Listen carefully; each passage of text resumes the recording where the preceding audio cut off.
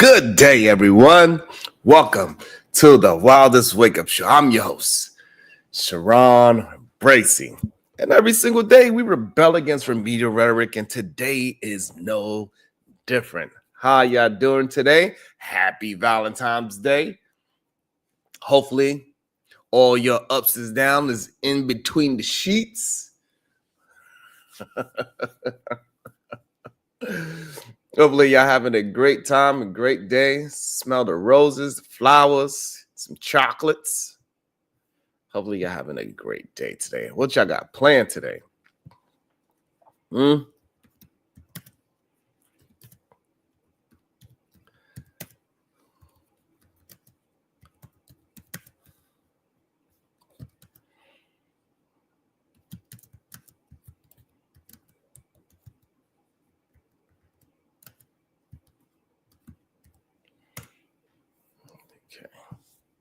All right. Young, what's up, Young? What up, Milk Mommy? What's up with you? That's a crazy day. That's a crazy day. What it do? Man, there's been so many things going on out here. It's crazy. It's a wild beginning to the year, I gotta say. Man, we had a great beat down yesterday. Man, the cookout was absolutely lovely. Some people was trying to get invited to the barbecue and then realized that the invitation said cookout. Woo! Oh, man. And we had some good discussions like, hey, it's all right, man. We just want to be respected for who and what we do in society. That is all. We don't want to be the whipping stick of America. That's it. We done with that. We're not going to continue to allow everybody else to misappropriate the things we going through, man. Like, it's just what it is. We got our struggles. Y'all got y'all struggles, and we could all come together, but we're not going to combine them and say like, oh, this is the same thing. That's all. Whew. I'm glad. Thank you. Appreciate that, Milk Mommy. Appreciate it. And today we're gonna have a conversation. Today's Foolery Friday, so we can have a conversation with whatever y'all wanna talk about. I dropped the link early today. Anybody that got any kind of disagreements, anybody that got a topic that they want to debate back and forth, we could go through it. It's all good. Whatever you want to do. You want to challenge my thoughts, you want to challenge other people's thoughts, and we can have a conversation about it. Let's do it. We can do that.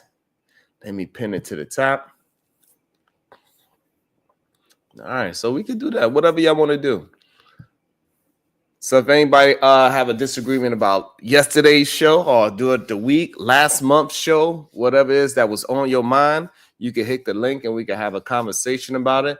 If you want to have a conversation about something that you went through today, you want to hear my point of view on it, hey, hit the link. We can have a conversation about it. Whatever it is that you want to talk about, we can have a convo about it. Welcome to the show. Young Riaz, good day, sir.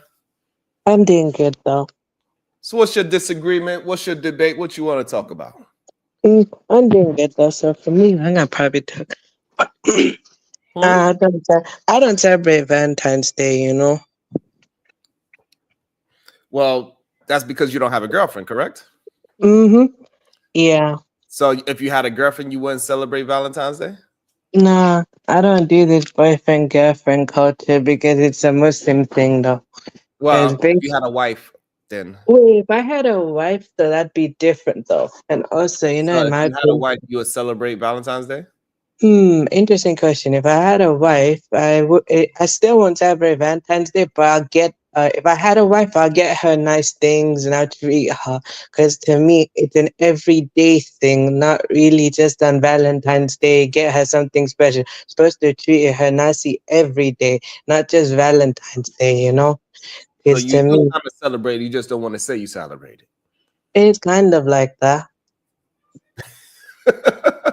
It's kind of, but it's kind of a different type of tradition. You don't really do it like that, though. So I don't really celebrate Valentine's Day the way everyone else does it. It's more of an everyday thing. Awesome. All right. So you don't really have a debate. You just saying that you still young and single, and so therefore you don't celebrate. You're not celebrating this year because you don't have a wife yet. Yeah. So you don't got no damn debate, young. I'm not here to debate anything. I'm just here to say why I don't really celebrate it though.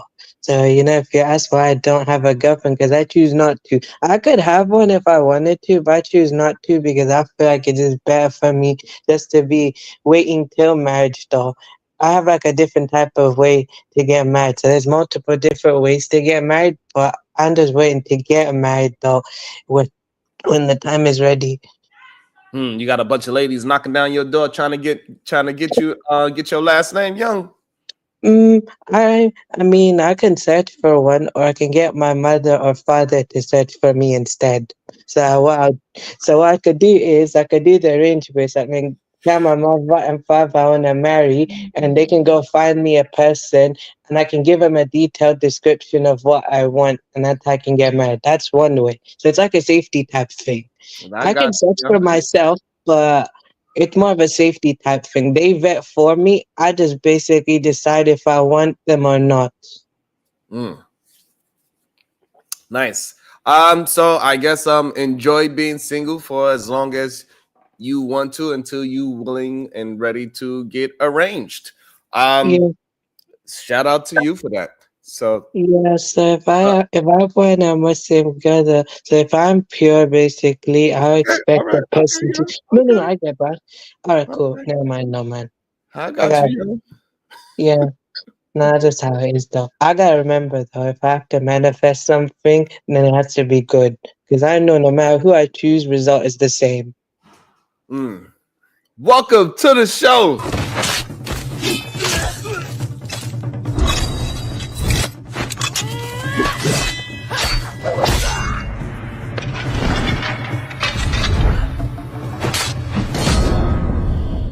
Welcome, the beautiful Supreme Goddess, PH Diva. You're so damn silly. Good day, sir. How you doing today? Wonderful. How are you, sir? I'm doing okay. I'm a little tired, You tired? Yeah, I had to put some work in last night. You know what? Riaz, good day, Yeah. sir. And good day, PhD. I'm doing good, though. Good. Oh shit. So what y'all was talking about? Only PhD. So basically, I was explaining to him that I don't celebrate Valentine's Day because I'm a Muslim. Because in Islam, you don't celebrate Valentine's Day. It's an everyday thing. So you're not supposed to, like, when Valentine comes around, you treat your person some kind of, it's just an everyday thing. And I don't believe in boyfriend, girlfriend culture. I just believe that you wait till you get married. And then, if you want to find someone who you want to marry, you can marry. There's many ways to get married alternatively. If people want to do it, it's up to them. Me personally, I wouldn't want to do it. Mm-hmm. Okay.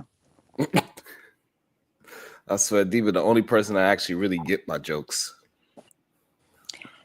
You know what?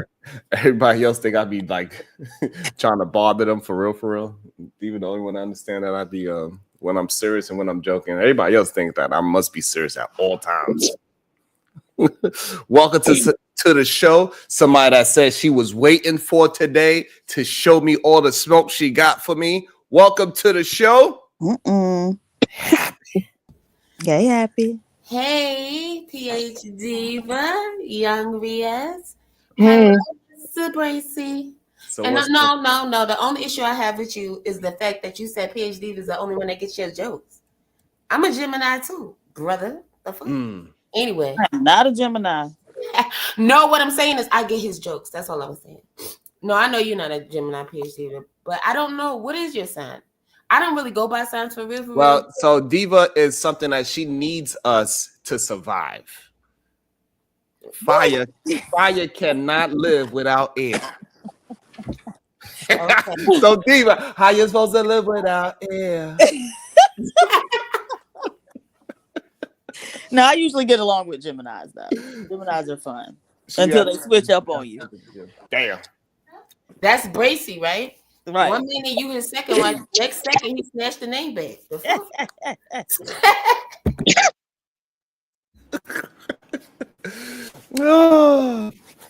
So maybe finally today we could talk about Dank and Issa Rae. Maybe we could have a conversation about how not too long ago we had a conversation about how Black women and being skinny was a problem. And I guess now we have a problem with being overweight as well. So where is the middle line? When are we going to draw the line and say, hey, majority of our Black women is not 600 pounds? Because they're going to try to, I've seen a lot of people covering it, acting like Black women are just looking like Dank out here in these streets, which is just crazy to me when I be hearing these people talk. It'd be wild. I have a question. Do any of y'all have TikTok? I No. do. Well, Yeah, I do. I have it on my phone. I should have told it. Compilations, right? These dance compilations and stuff. And even without the compilations, people do a lot of dancing up there. And I don't see a lot of fat people. I want to understand the there are correlation. big people, but no, I'm just saying, okay, look, right? Now, don't get me wrong. We do know in America, you know, obesity is a thing. I understand that. Wait, excuse me. Shout out to the chat. Peace to all the queens and kings in the building. But you understand what I'm saying? No. Like, I get that, but no, I don't think it's, how could I put it? I just think people need to take care of their health. And at the end of the day, just because you think somebody, you know, may have a health issue or whatever, that's not necessarily the case. And majority of the time, okay, you know, I get it. The lady we're talking about, you're talking about the Lyft driver chick, right? The rapper. That's the one you're talking about, right? Yes, she may have, you know, some health issues and she could stand and lose a few pounds or whatever. But I just think for the most part, people just need something to talk about. You know what I mean? Like they just are miserable, so they want to make other people miserable as well. That's what I think it is. Mm. Well, Because she wants people to talk about her, right? That's why she's suing. I mean, apparently, you know, in Michigan, obesity, well, weight is a protected class. And so she apparently can sue.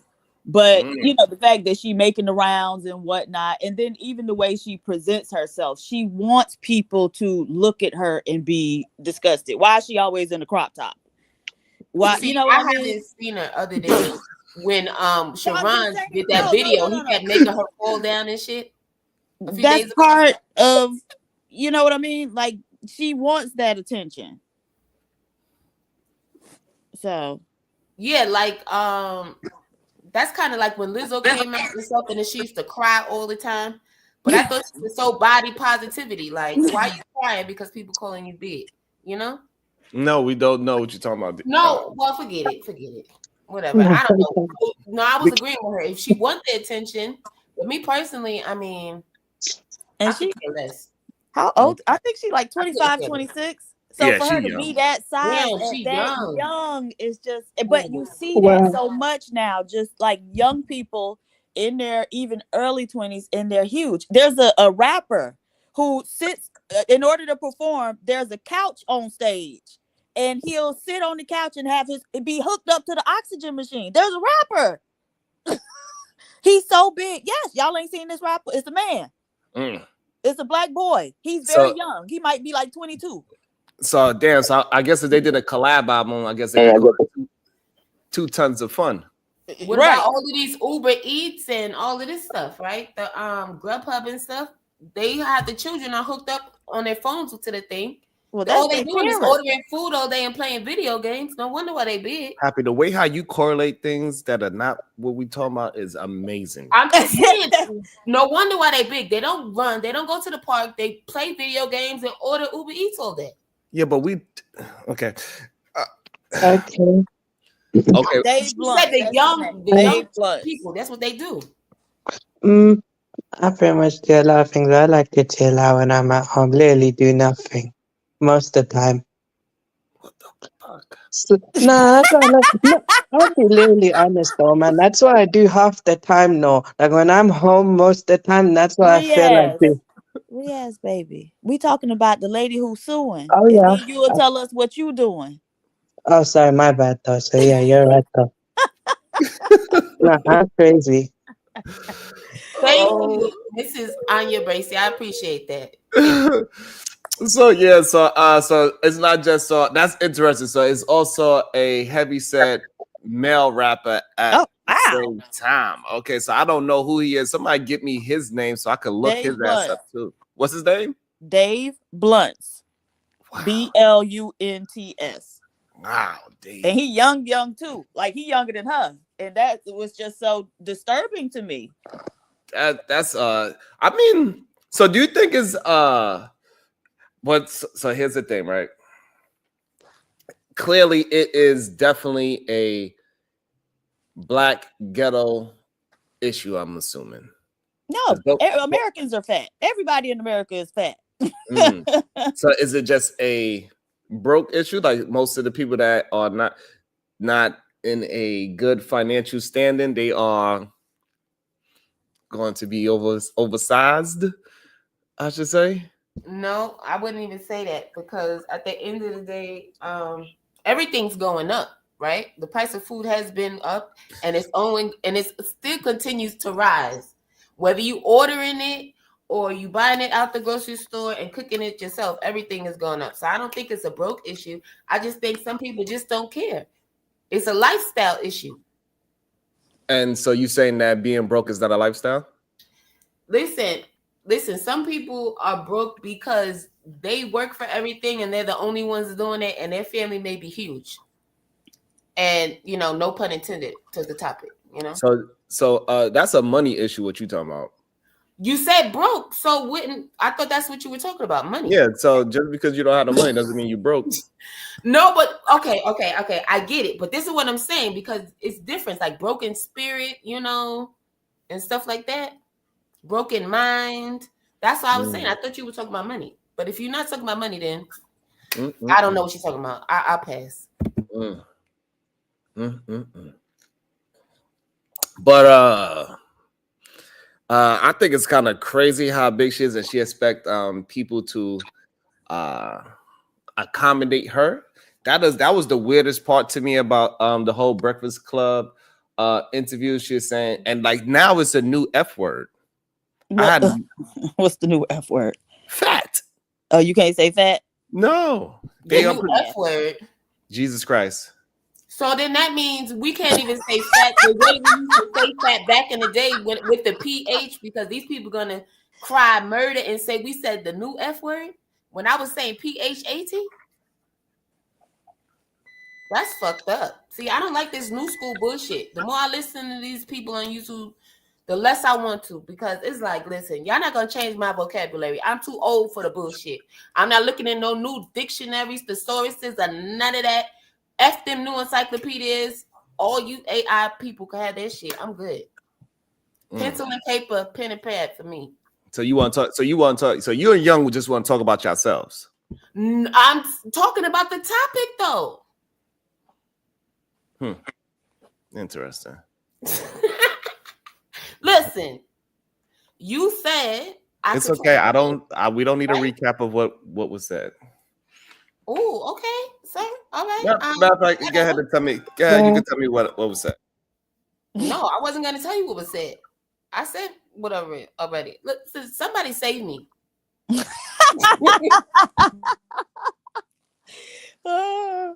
That's funny. But yeah, I mean, well, if the state says accommodate them, then they have to be accommodated, right? I agree. Yeah. So I mean, it'll be interesting to see how the case, pans out. And did she sue Lyft or the actual driver? She probably sued Lyft, right? Yeah, they said Lyft. Okay. I don't know. But I haven't seen her. Like, I don't know. I haven't been following the story. Mm-hmm. But I don't know. But that's what it is. It's getting her name out there at the end of the day. Right. She's gonna win regardless. She's winning regardless. Because look where she's at now. Yeah. Like, we didn't know her, and now everybody knows her. Right. So she better have a fire ass single to drop at, shit. Now's the time, lady. You better drop that album. Spring is now coming. That you got our attention. Right. Spring is coming. You want that thing bumping for the summer, right? What was I gonna say though? Yeah, because that's the new currency, right? Isn't that the currency? Publicity or whatever. Yes, absolutely. Yeah. Attention. Yep. Clicks, likes, views. Yep. The new currency. If you talk, oh, okay. I was like, he on mute. You don't even have to trade anymore. You get what I'm saying? What you mean? Like seriously, you don't even have to sit down with anybody. It's not like, okay, well, if I come to your show, yeah, I get this. No. Anybody could just snap you from anything. You could be walking down the street. They thought something was funny. They put it on the internet. Next thing you know, you viral. You don't even know you viral. You don't even know you're on the internet, you know?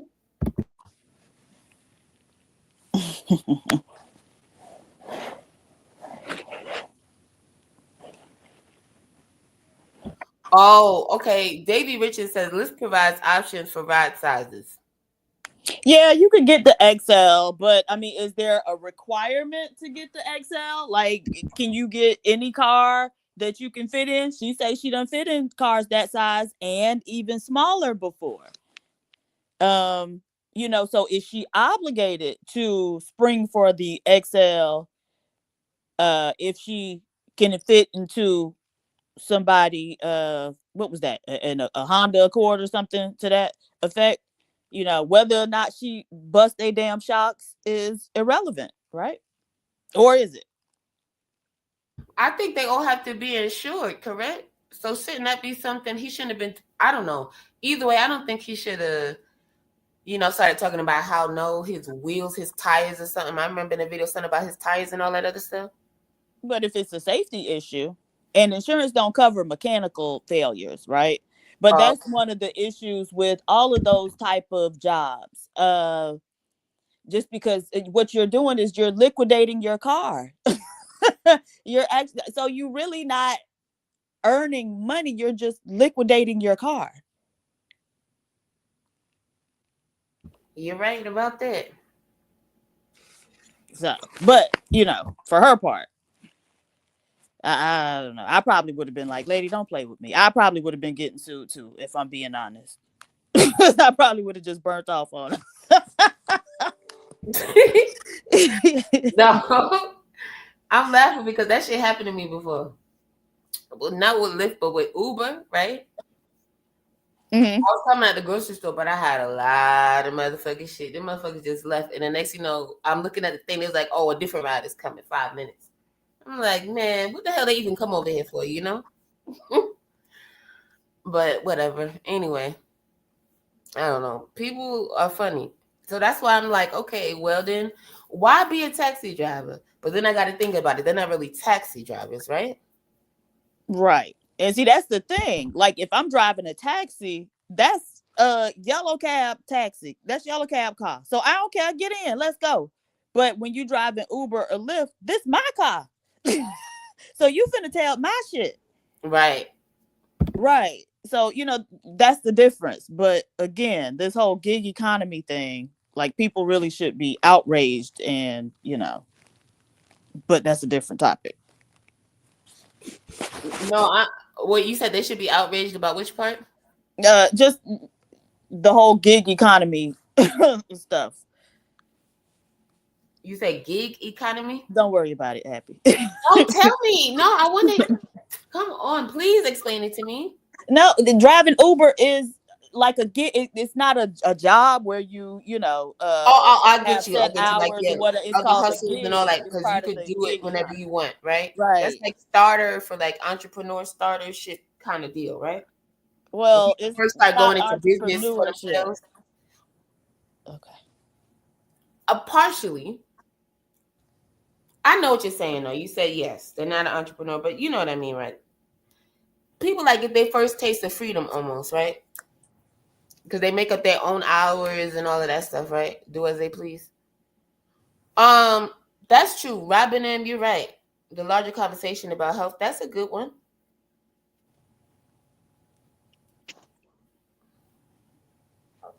Yep, that's true. But that's why people have to actually go to see physicians, though. You know what I mean? Some people go so long without even seeing one anytime. People go years. And I know it sounds crazy, but it's the fact. They just say, "Oh well, I haven't been sick," and they don't worry about it.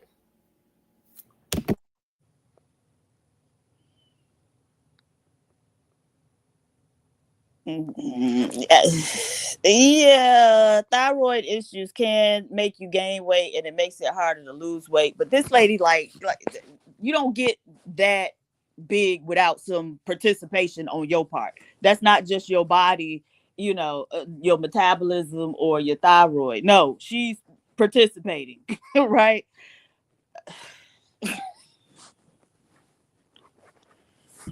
Right. That didn't happen overnight. Right. So I get that. Somebody said they could have carried her to her destination. Okay, Royce. Imagine that. Yeah, I mean, I guess they could have, if I don't know. It'll be Dion, I get it now. I just didn't understand at first. When you say gig, it's like job. I get it. Yeah.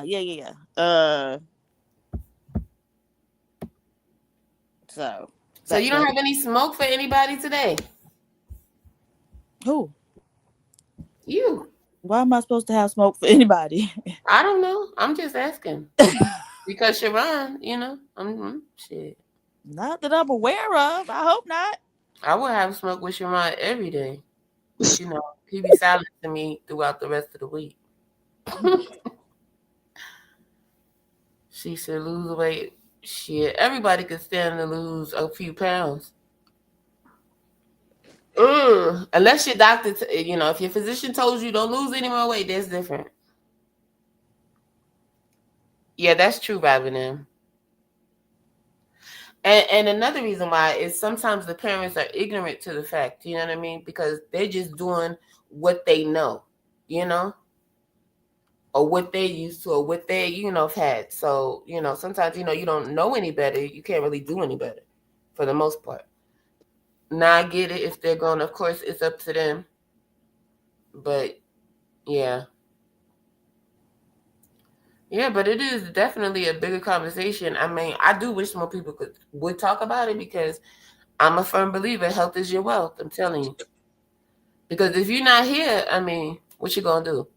Nothing. Right. Very true. Yeah, I mean, health is certainly, probably the most important thing. Like basic survival, then health. But it's hard. Like I was watching a news program, and it was like an alternative news program a few days ago, and they were talking about how like a lot of the lettuce in this country has heavy metals in it. And so the farmer guy was talking about like, okay, they finding this out now. What do you think they're going to do? You think these people going to just take a L and throw all of this lettuce that they done grew, right, that they need to sell in order to make money from? They just gonna toss it all in the trash or whatever. And he was saying like some people getting that lettuce, but so even if you have money, and I'm sure some of it's gonna be labeled organic, right?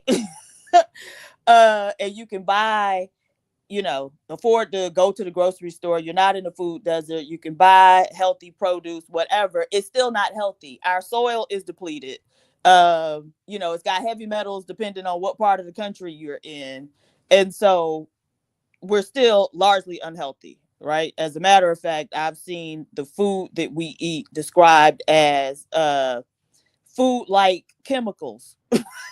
Right? So if you look on the back of most of the products, they got these long names that you can't even pronounce, all these like 5 consonants back to back. You can't even pronounce the word, but we're eating all of these things. And so, in terms of the food, regardless of how much you exercise or whatever, like we just don't have a whole lot of quality food available. And so, growing your own stuff, because you can put minerals in your own soil, right? You can remineralize your own soil and, dictate what's going on there, what you're growing. So I think that's just going to become more and more important over time. Right. I mean, that's so true. People should start now, though, I don't care what it is. If you just grow one vegetable or whatever, you know, something you don't have to go to the store and buy, because that's exactly true. Because, you know, again, not only did they take over many of these farms, but, you know, they spray with all kind of pesticides and everything else. And no stickers don't mean anything. That stuff would come from the same farm, Right. a row over, and they threw a sticker on that bunch because that bunch is somebody else's, because they're renting part of that farm or whatever. You know what I mean? Right. It's ridiculous, but a lot of people don't know that, you know? So, Yeah. absolutely. Yeah. Yeah, that's a good point. Yeah, you see the organic sticker, that don't mean it's organic. You know, because farmland is tends to be in the same areas, right? And if I have my organic farm next to somebody's farm that's not organic, you really think birds aren't going to fly in between our farms and deposit some of their seeds on my farm and some of my seeds on their farm? You think the wind ain't going to blow my seeds onto their farm and they seeds onto my farm?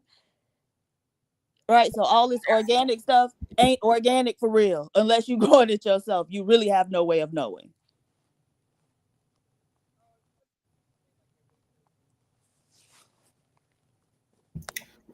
So, young Riaz, what is your favorite Yes. vegetable or fruit? Tell me your favorite fruit or veggie. No, I can eat vegetables. I can't eat fruit stuff because I choose not to though. So I can eat the cucumber, carrots, all that though. So I can eat the vegetables though, but I cannot. I'm just a bit fussy when it comes to certain type of food. So I have to eat vitamin C and D tablets forever. Because I like both. The D is because I really get sun, and vitamin C it's because of something else. Okay, so no favorite fruit either? No, not really, no. Okay. That's a All right. first. Sorry about that. Thank you for holding me down. PhD, well, how about you? What was the question? Favorite fruit or vegetable? Oh, well, I got favorite fruits and favorite vegetables. Favorite vegetable is collard greens. Favorite fruit would probably be like pineapple or maybe strawberries. Strawberries. Ugh. Don't do that. Right. Don't do that. I did have me some delicious pineapples today. Oh, really? Yeah, I usually start my morning with some pineapples. But you know, you're supposed to put cloves on your sugars. What else did you eat with the pineapple? I got pineapples, apples, oranges, and cucumbers. That's what I ate so far. Oh, that's a lot of sugar. Mm-hmm. You need to eat some nuts or some Hey. cheese with it to put some cloves on that sugar so it won't spike your blood sugar so much. Maybe that's why I got so much crazy ass energy. Maybe. Not the sugar raisin. They be thinking it's something else. It's nothing but sugar. Damn. Good day, Tony. How you doing today? Man, I'm blessed. I might be stressed, but what's the point? It'll be all right. What's up, young Reese? So I want to talk about the topic. I know y'all talk about strawberries and pineapples, but I want to comment on Issa Rae. Okay. Everybody's okay with that? Because I'm not sure where we are at the conversation. I had to try to get this money real quick. All right, get that money, make that money. Okay, our side, they said it's okay. Go ahead, Tierney. Okay, so I think Issa Rae has destroyed the black community when it comes to put this girl Doechii. Okay, if you guys heard this girl's Doechii song, what she say? I like drugs, I like sex, I like Hollywood parties. That is the entire song is a disgrace, you know. And if you have a daughter, especially around like the ages of 14, 15, keep your eyes now on the you road. gotta be. Say it again. Keep your eyes on the road. Don't look Yes, at sir. Thank you. Okay. Yes, sir. But yeah, if you have a daughter around 13, 14, 15, you know, we all know as women that we're impressionable at a younger age. So I don't know why Issa Rae would come out with, you know what I'm saying, a young girl that helps put the black women in a more disgraceful image than having all the money and power that she has and putting us in a higher image. Wow. I don't think Doechii is somebody that is promoting degeneracy. so to speak. Yes, in that song, she do mention the things that she liked as well, but also she was talking in an artistic version of what she used to like at the same time. So I think Doechii, she is not as raunchy as majority of the women that is out there before she came onto the scene and winning Grammys. She's winning Grammys with majority of her clothes on and majority just rapping and creating good artistic music. It's not about necessarily sex, but sex is a part of our life. She is somebody that is from the inner city, and I'm sorry to say, but she wouldn't just be realistic with her music. I don't see nothing wrong with that. So she's from the inner city, which means she's a city girl. And also in her song, she said, I like drugs, I like sex, I like helping, I like how. She didn't say I used to like. She's speaking in the environment and the feeling that she's in right now. And when you have young girls and they hear that, I'm serious. Because my daughter is 5. Okay? And they play this song in school. So if she's playing this around her friends, that is a next. Okay, what's any difference between that song and what's these rappers? I can't even think of a rapper name. Right, so sexy, like a Sexy Red song, right? So for that nature, right? A male rapper, a young male rapper out here singing these horrible songs. What's the difference? The difference is it's shown that you can be artistically a rapper as a female and still get pushed out there especially as a dark-skinned rapper that is not selling sex. She is a nice looking, good shape and all that. So sex is gonna sell for her regardless, but she is not pushing that out into the forefront. And I don't know why we so overcritical over Doechii and then we just excuse all the other things. Do you disagree with my assessment of Doechii, Tierney? If you're sitting here Slap the saying taste out of your mouth. Doechii is I'd like to see it. Damn. They done got you, Tierney. They done got you. Drop Tierney. Shit. Also, we got collard greens, apples is Silent's favorite. God damn it. And also, shh, in the clouds, leave Happy alone.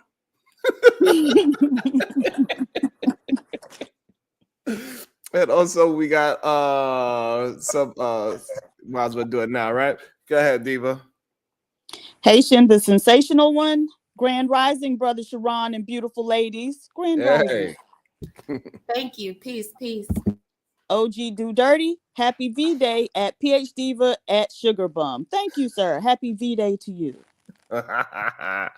OG Do Dirty. Thank you to the person that sent the Cash App. I appreciate it. Thank you very much. But speaking of Issa Rae and Doechii, I didn't really see nothing wrong with the Doechii video and Issa Rae or the song, to be honest. It was a song about her experience dating. And dating the dude that was acting like he was all for her, but in reality, he was cheating behind her back. Not only cheating behind her back, but cheating with a man behind her back. Well, wait, so Issa Rae produced the movie that. Wait, no, that's 2 other people. Wait, what Issa Rae got to do with Doechii? So recently, one of the songs that Doechii been like really popularized with is that it's a music video and it's her and Issa Rae in the video. Issa Rae kind of presented Doechii in this music video. And she's rapping, but she's like taught. It's more like a therapy session between Issa Rae and Doechii. Oh, okay. It's a really dope video. It's really, I mean, even though it's just simple, it's just them literally standing there in front of the microphone, and Issa Rae she bopping to her. It's like, hey, calm down, Doechii. She's like, oh, I'm about to get like how I used to be, and I'm about to kill me a nigga. And she's like, oh, hold on, take a breath. And then that's when that her. And I don't know if you've seen that lately on Instagram or whatever, but that's where that thing come from. Okay. What up, CJ? What up, Natasha? Good to see you, beautiful. Happy Valentine's Day to all the beautiful ladies in the building. And also happy Valentine's Day, too, because I heard that was a thing.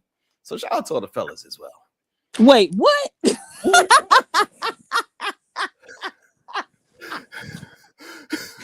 Wait, so now there's a Valentine's Day? It's a happy Valentine's Day to all the fellas. They want everything. What do they get together and do? What are the Valentine's Day? I think the Valentine's Day, I think they get together and they wear silk boxes and silk robes. Mm-hmm. And they smell some roses. They buy each other flowers because we heard the men talk about how they want flowers as well. Okay. Drink some take Hennessy. A lot of pictures in the hotel room. Mm-hmm. Drink some Hennessy privilege. You know what I mean? Couple chocolate covered strawberries. All right. That's crazy. And then they watch battle rap together. Now leave my battle rap alone. I can't even drink my coffee after that one.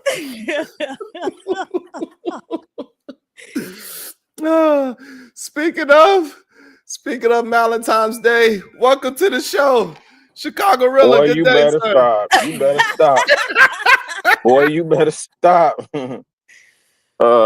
Celebrating them pink people holiday like that, man. Dang, Tyranny gone. Mm-hmm. I only pulled up for her, man. She down there in the back. She getting her stuff together. She waiting her 15 minutes. Oh, they dropped her. I ain't know that. Well, no, just the piece about Doechii, and I dropped off. I don't know if y'all had spoke to that or not, but I think she has that record wrong, right? And so I think one of the challenges is that when we're listening to things now, we're just listening passively, right? Like Jay-Z has a line, do you even listen to rap music or do you just skim through it, right? So that young lady in that song was not promoting debauchery and drug use and party. And she, I think she's from Tampa, and she's talking about her experience of getting to Hollywood. And that whole song, she's talking to a therapist. Denial is a River is the name of the song. So that gives us a hint, right? Denial is a river. And then she's talking to her therapist and she's saying, like, I can't front. I like all of these things. And then what's the next line? But my self-worth is at an all-time low. So I did all of that and it numbed the pain, but my self-worth is at an all-time low. So, she's not one of them artists that's like a dingbat. Like, she's another one of them artists that, you're going to have to take a couple of listens to peel the layers back through. But I didn't want the record to reflect that, this lady is out here teaching or promoting the message of, raunchiness and debauchery. That's not what she's doing. My opinion. I'm on mute. That was a great breakdown of the song because I never actually listened to the whole thing. Tanny's shaking her head no. She said absolutely not. She got 2 thumbs down to Chicago's Rilla interpretation of Doechii's video. Damn. What's up, MJ? Shout out to Poughkeepsie. But yes, I think that was a good interpretation because I think people miss the overarching point of artists sometimes. I think we are too conditioned to just listen to rappers and not pay attention to artists. Like Kendrick is an artist. He's just an artist that raps.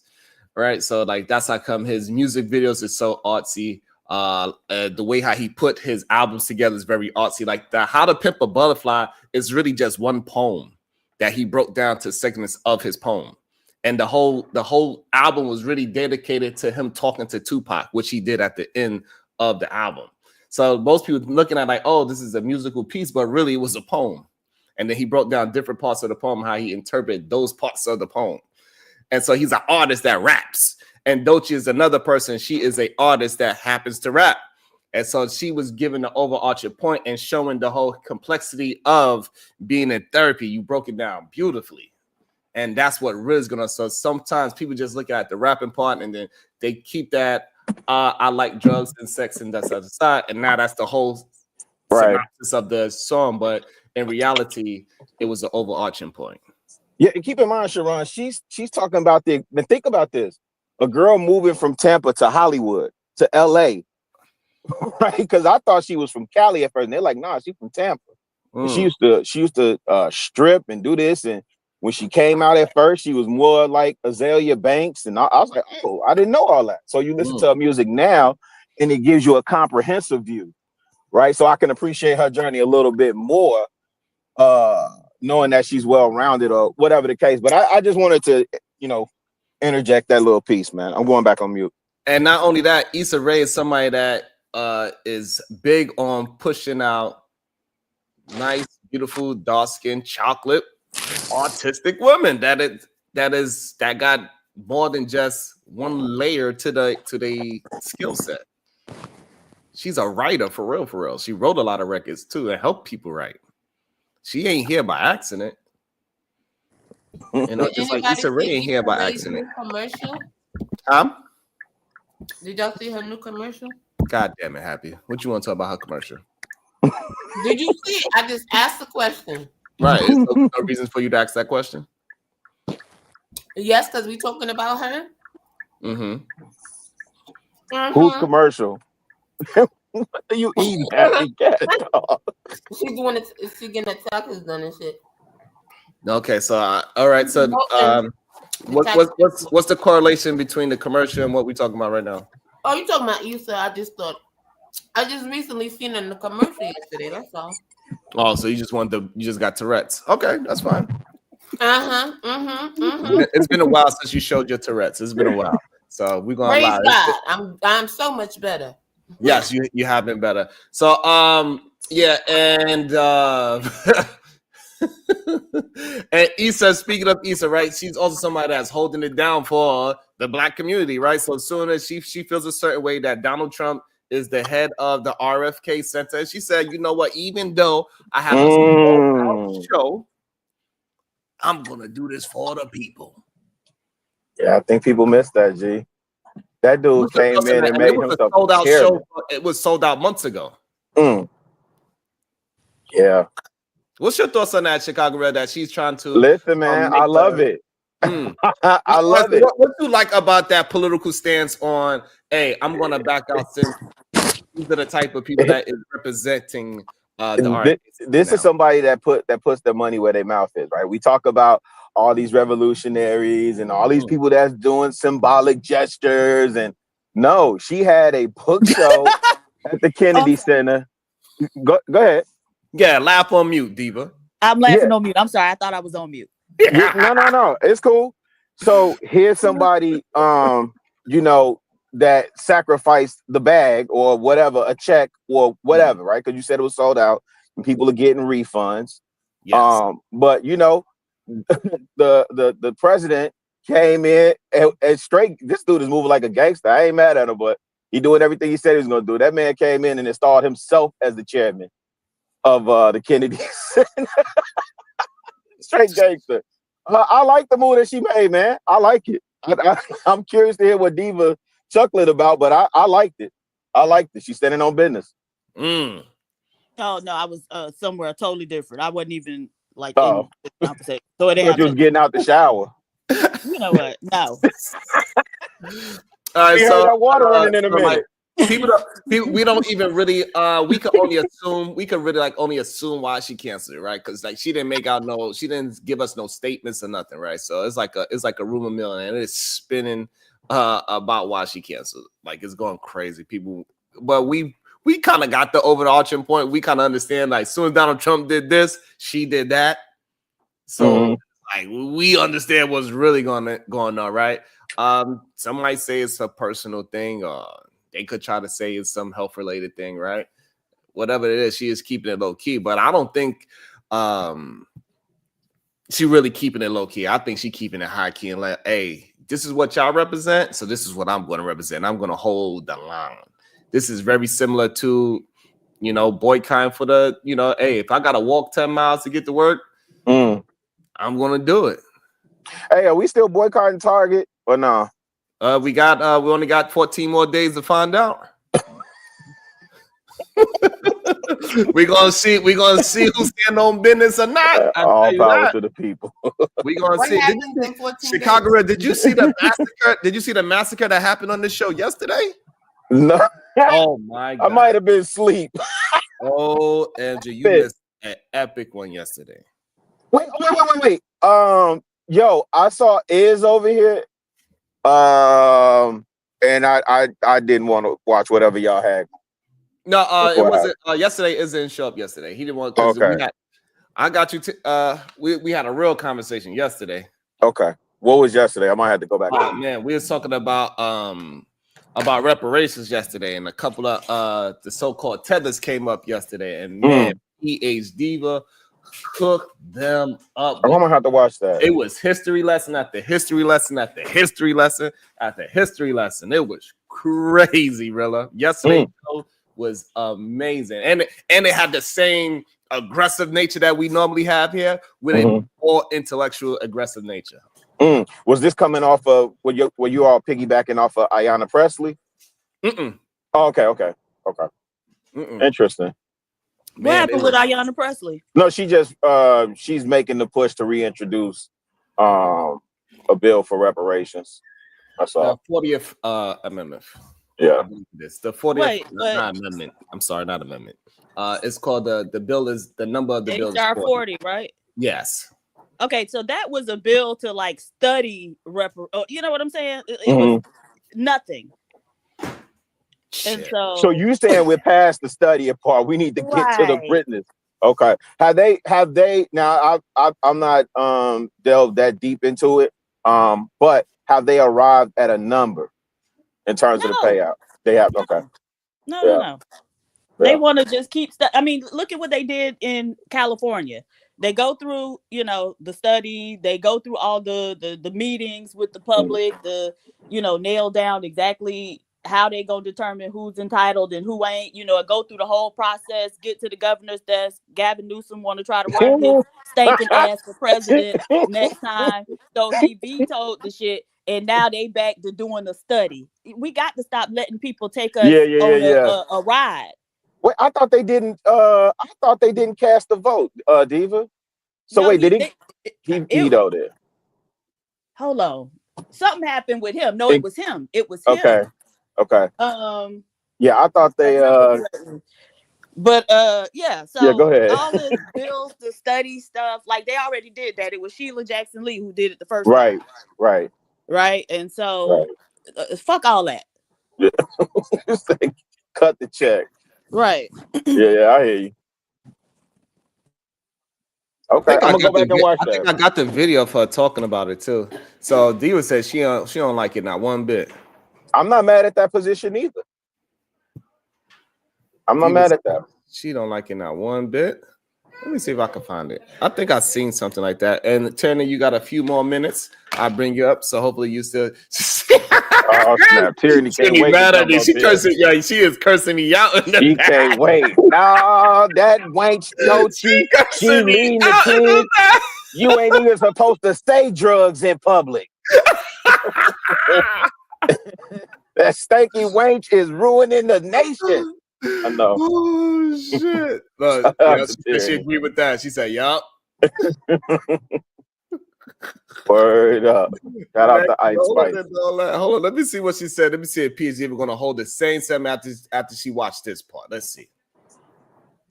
Let's see what Diva said. You ready, Diva? She said, "Oh, hold on." Today, I'm deeply honored to reintroduce H.R. 40, historic legislation to establish a federal commission to examine the lasting legacy of slavery, to develop reparations proposals for descendants of enslaved Africans. It is an honor. Take your time. Take your time. To inherit the privilege of carrying this bill forward. Need a tissue? From Congresswoman Sheila Jackson Lee. In my last correspondence with her, she said, keep working on our priorities and never give up. Today, I'm deeply honored to So, Diva, how you feel about that? She got all emotional and choked up about it. Oh, I mean, I don't know still. I mean, I understand she spoke to the lady, and what I don't like Diva.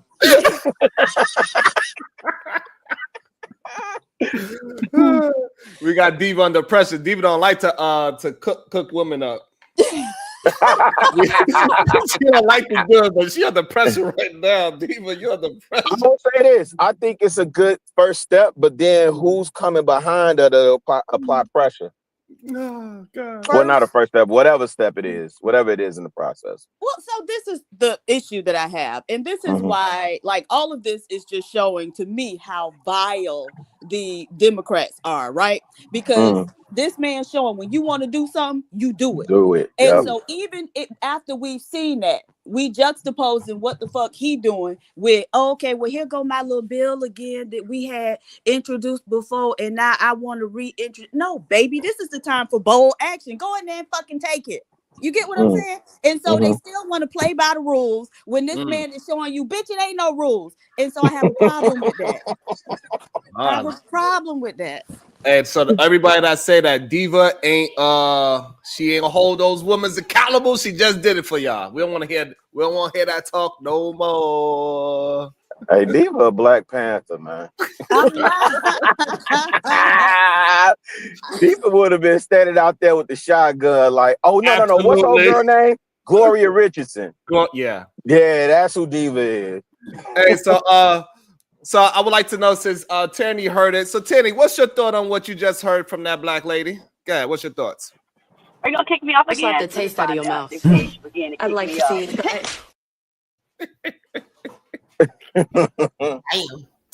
Damn. No tyranny.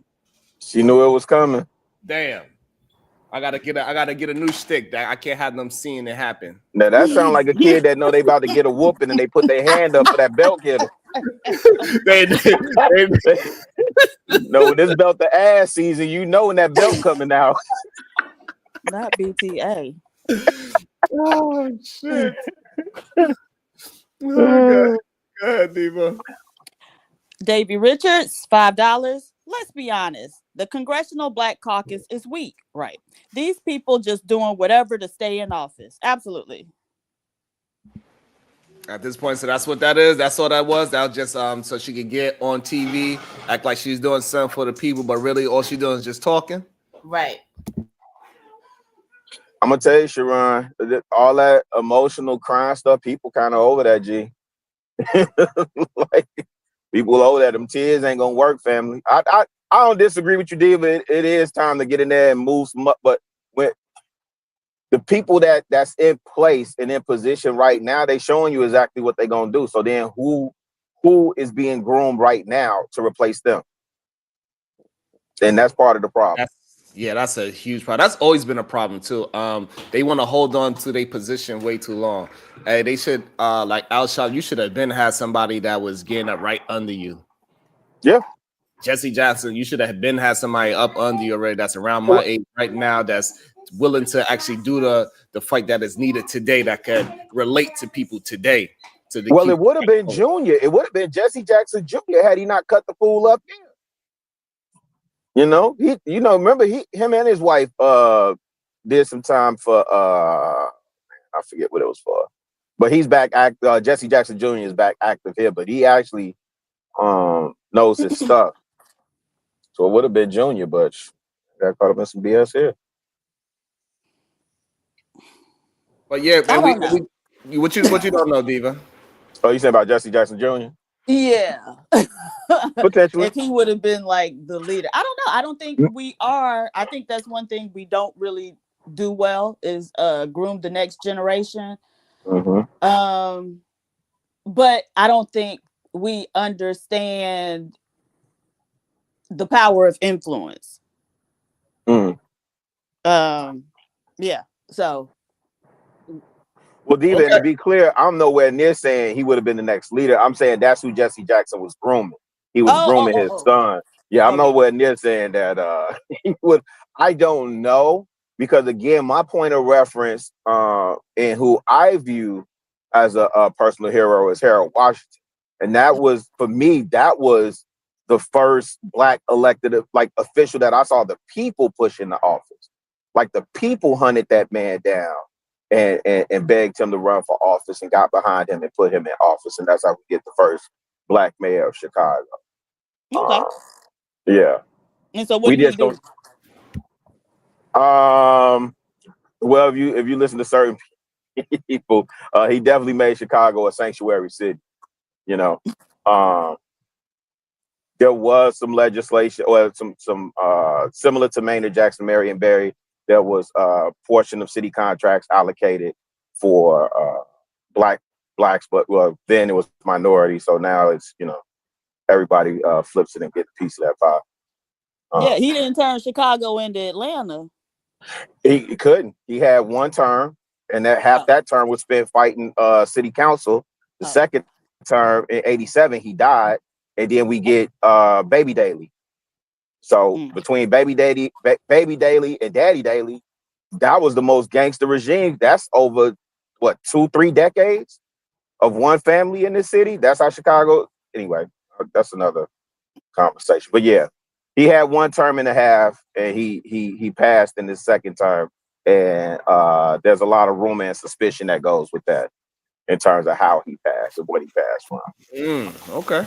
About to be a situation. Hey, hey, hey. All right, Omar Smith, $5. Morning, PhD Diva. Good day, Omar. I think it's a mistake to be looking at men giving to you as leaders to have your best interest. Al Sharpton, Jesse Jackson, huh? Yeah, I agree.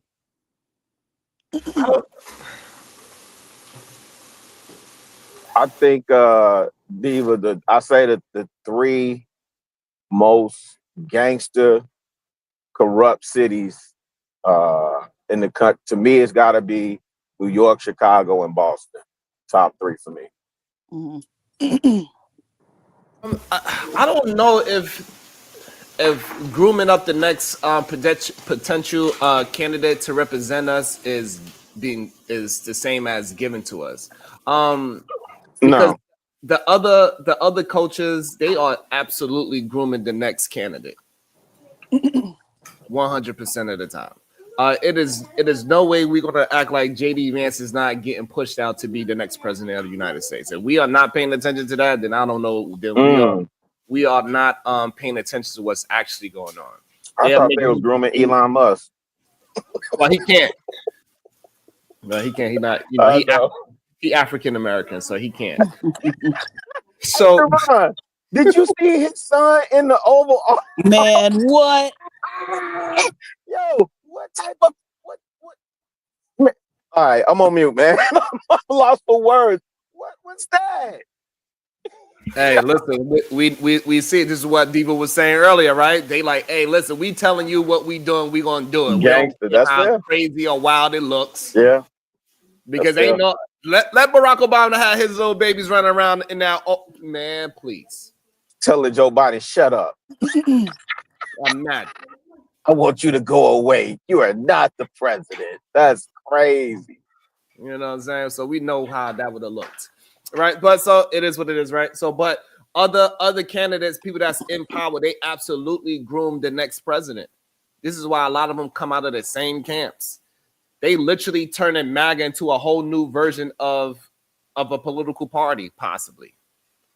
Right in front of our eyes, there might be a whole new third party right in front of our eyes that we are not even paying attention to. I think he's gonna leave the office, right? And he's gonna leave, probably like his last year, and he's gonna leave the vice president as the president. So he's already gonna be in there before Trump is over with. I think that's how it's gonna go. Yeah, I'm telling you what I think. Right, but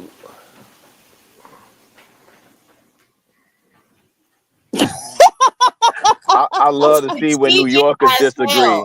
He's strategic and he's gonna do it, but I mean. But Happy, we're still going to have to vote for the next president, so that's not really going to help JD Vance, right? So even if he, I'm saying you're going to have to vote for him or somebody else, but he's going to be left in office first. Right. Okay. Yeah. Sometimes I need help. I'm glad Diva's here to. You know what? Just I'm glad Diva's here to share my pain. Sometimes I'm so happy. Well, one thing we got to understand about Republicans, right? Like, whereas Democrats like symbolism, they like symbolic gestures, and they cool with that. Them Republicans don't give a F about no symbolic gesture. Where's the check? Where's my bag? Where's my, you know what I'm saying? Where's my ammunition? Like they want the tangible. This is why you see them moving the way they do. So my personal opinion, they would not care about putting no JD Vance in office. you know, as a symbolic gesture of him becoming president. What's that move on the chessboard look like? Me putting him in office does what to advance our agenda is the question they're gonna have. That's the I'm question. on mute. That is a good one. About to be a situation. Hey, hey, hey. Omar Smith, $10. Do we know anything about the men we mentioned? Did we select them, or was they given to us? That doesn't have anything to do with us doing for self and grooming our own. Yeah, we're not saying that those like Jesse Jackson or Al Sharpton is leaders. I don't even think, like, unless you a baby boomer, you wouldn't even like pay attention to those people for real. And I don't think they was given to us. I think they were selected at the time. And just that people overlooked.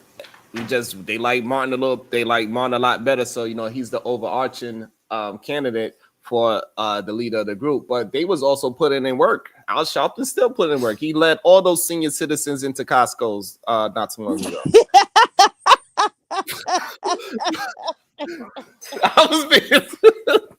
I'm being that ass serious, people. Cut it out. Well, what I'm saying is, what I'm saying, he put in his version of work, is what I'm saying, right? And he doesn't resonate with the younger crowd anymore at all, or he just resonate with only his group of people. And the problem is that they do not say, hey, these are the steps that you got. These are your journey to being a so-called representation of whatever it is that you're trying to do. And we do not groom our people. And I think that is the real issue. So I don't believe Al Sharpton or Jesse Jackson was given to us. I think they moved through the ranks, and people respected that they was able to garner a crowd. In our community now, our culture now, we push back against the people that builds up crowds, actually. I think that's the issue. And then hopefully one day we could get past all that BS and we start pushing people in the right direction and say, hey, this is what we need done. We're going to figure out how to push the right, or at least close to the right candidate, at least the right candidate for this position. We need multiple leaders. We need somebody to push for reparations. We need somebody to push for school reform. We need somebody to push for mental health, when we need somebody to push for physical health. We need all different types of leaders. It shouldn't be a one person fits all type thing. I think that's the real problem that we have. We keep trying to have one leader for the whole situation, and it ain't going to work that way in this day and age. As we can see, if y'all would have voted for me in the last election, but you said voted for you? Yes. What was you running for? President of the U.S. of A. You was on the bill? I stopped because nobody wanted to get behind me.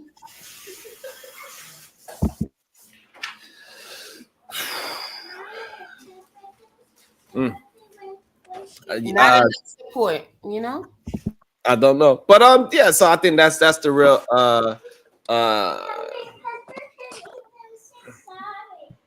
I ain't gonna be able to do that.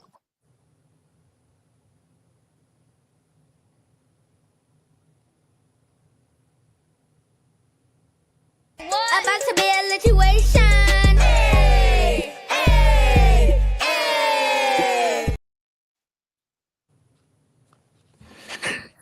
All right. Omar Smith, $5. PH Diva, my sunshine. You know I'm never talking to you. Laugh out loud. You're always well informed and speak with knowledge. I was fussing at Rilla. Laugh out loud. Oh, well, Rilla, come get this work. Boy, what is you even talking about? What are you talking about?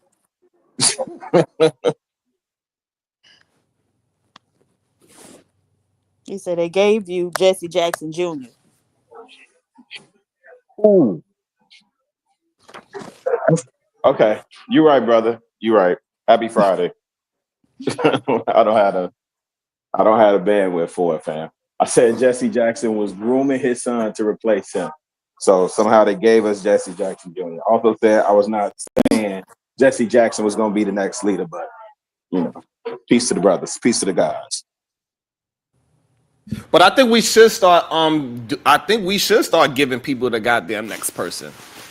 We do need to start appointing somebody. Goddamn it! Like we should have said, hey, okay, Moise Watkins, you are our new economic leader.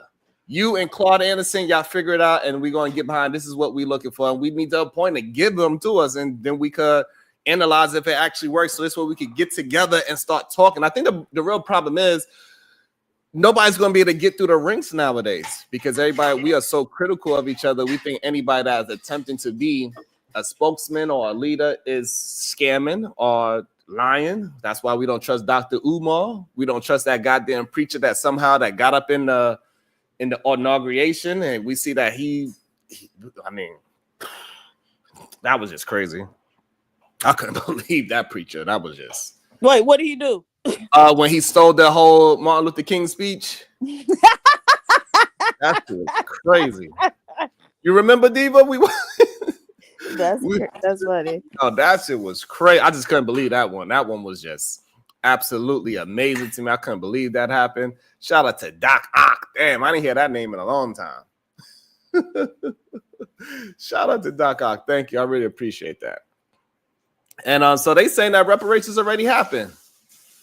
Do people believe that reparations happened already? When did it happen? Supposedly, reparations. Like kind of like what the young lady was talking about yesterday, how they gave the slaves they landed and the government took it back. I heard that's a thing that's going around that people are talking about now.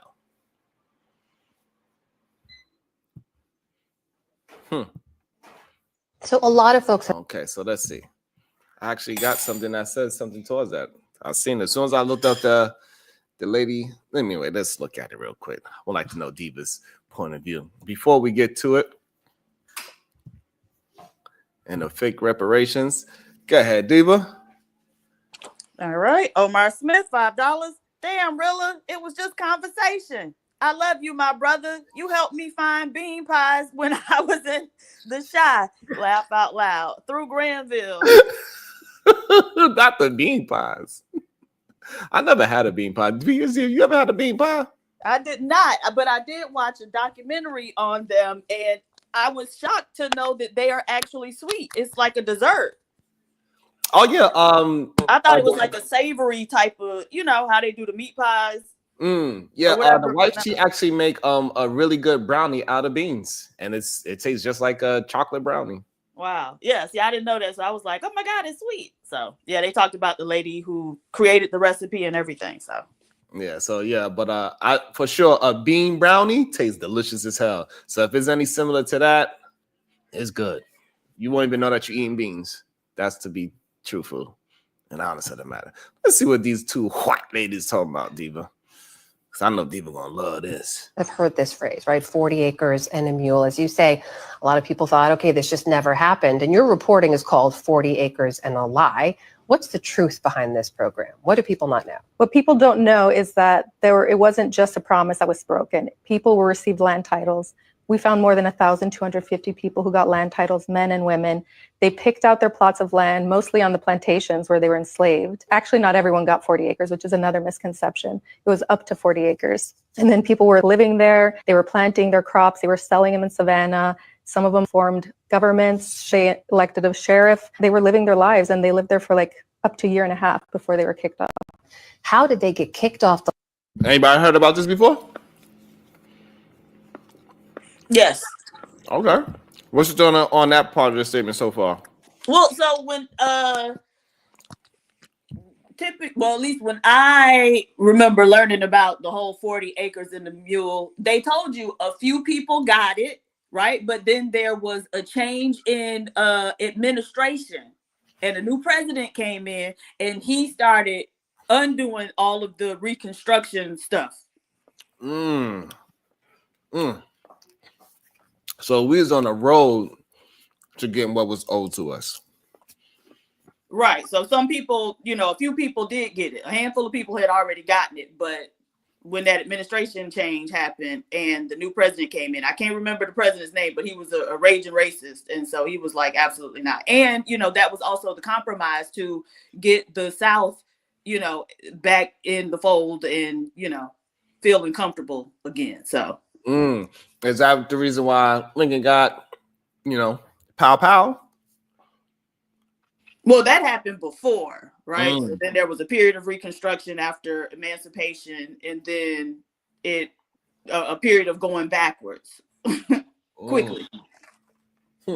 But that's typically the pattern, right? And so the benefit of studying history or knowing history is to recognize and understand the pattern so you can see where you at, right?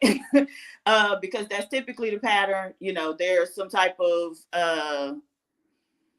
Black progress, and then there's a period of white backlash where they, you know, went in and, you know, burned places down, or, you know, depending on what time period you were in, but, you know, they tried to thwart it or undermine it in some type of way. So yeah, that's typically the ebb and flow of race relations in this country. Damn. Let's see what else you want to try.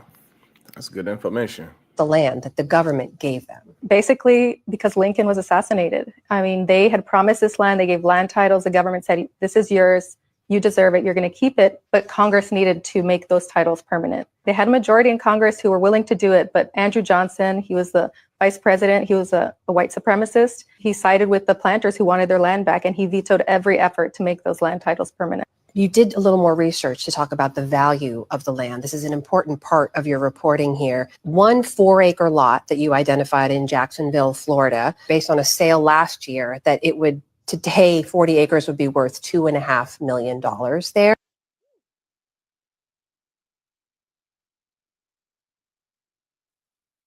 That's a lot of money. That's only 4 acres. That's only 4 acres. Yes. It's a lot of goddamn money. It is. And it's a lot of those type of stories too. Especially if we say if we could possibly multiply each one of those by 10. Because, right, so it was 4, so that will be 40. So how much would that be? 2.5 times 10. Somebody do the math. Make y'all do some damn work. Right. Should be easy. Times 10. You all you got to do is add a 0. That's a lot of freaking money. When people act like we crazy to demand that back that they took away in the first place, I don't understand why. It's insane to me that even that it's not more of us having a conversation like, hey, it was given at one point, and then they snatched that shit back and said, no, we're gonna give it back to our white folks. Like, you be just like these folks playing your face like that. And then literally be arguing us down saying, hey, you don't need, all you're going to do is buy a Cadillac, a pit bull, and some goddamn Hennessy. Like they did something so differently. Like they ain't a bunch of degenerates trying to push out liquor in that time. And like, it's crazy to me sometimes to hear the argument. That's a lot of goddamn money. This shit is good too. Avocado toast, people. On some homemade sourdough bread. I hate avocado. Me too. I had to eat it because I'm vegan. So I had to learn to like it. Yeah. I hated it growing up. Guacamole, none of that shit. I didn't eat none of it. Now, how about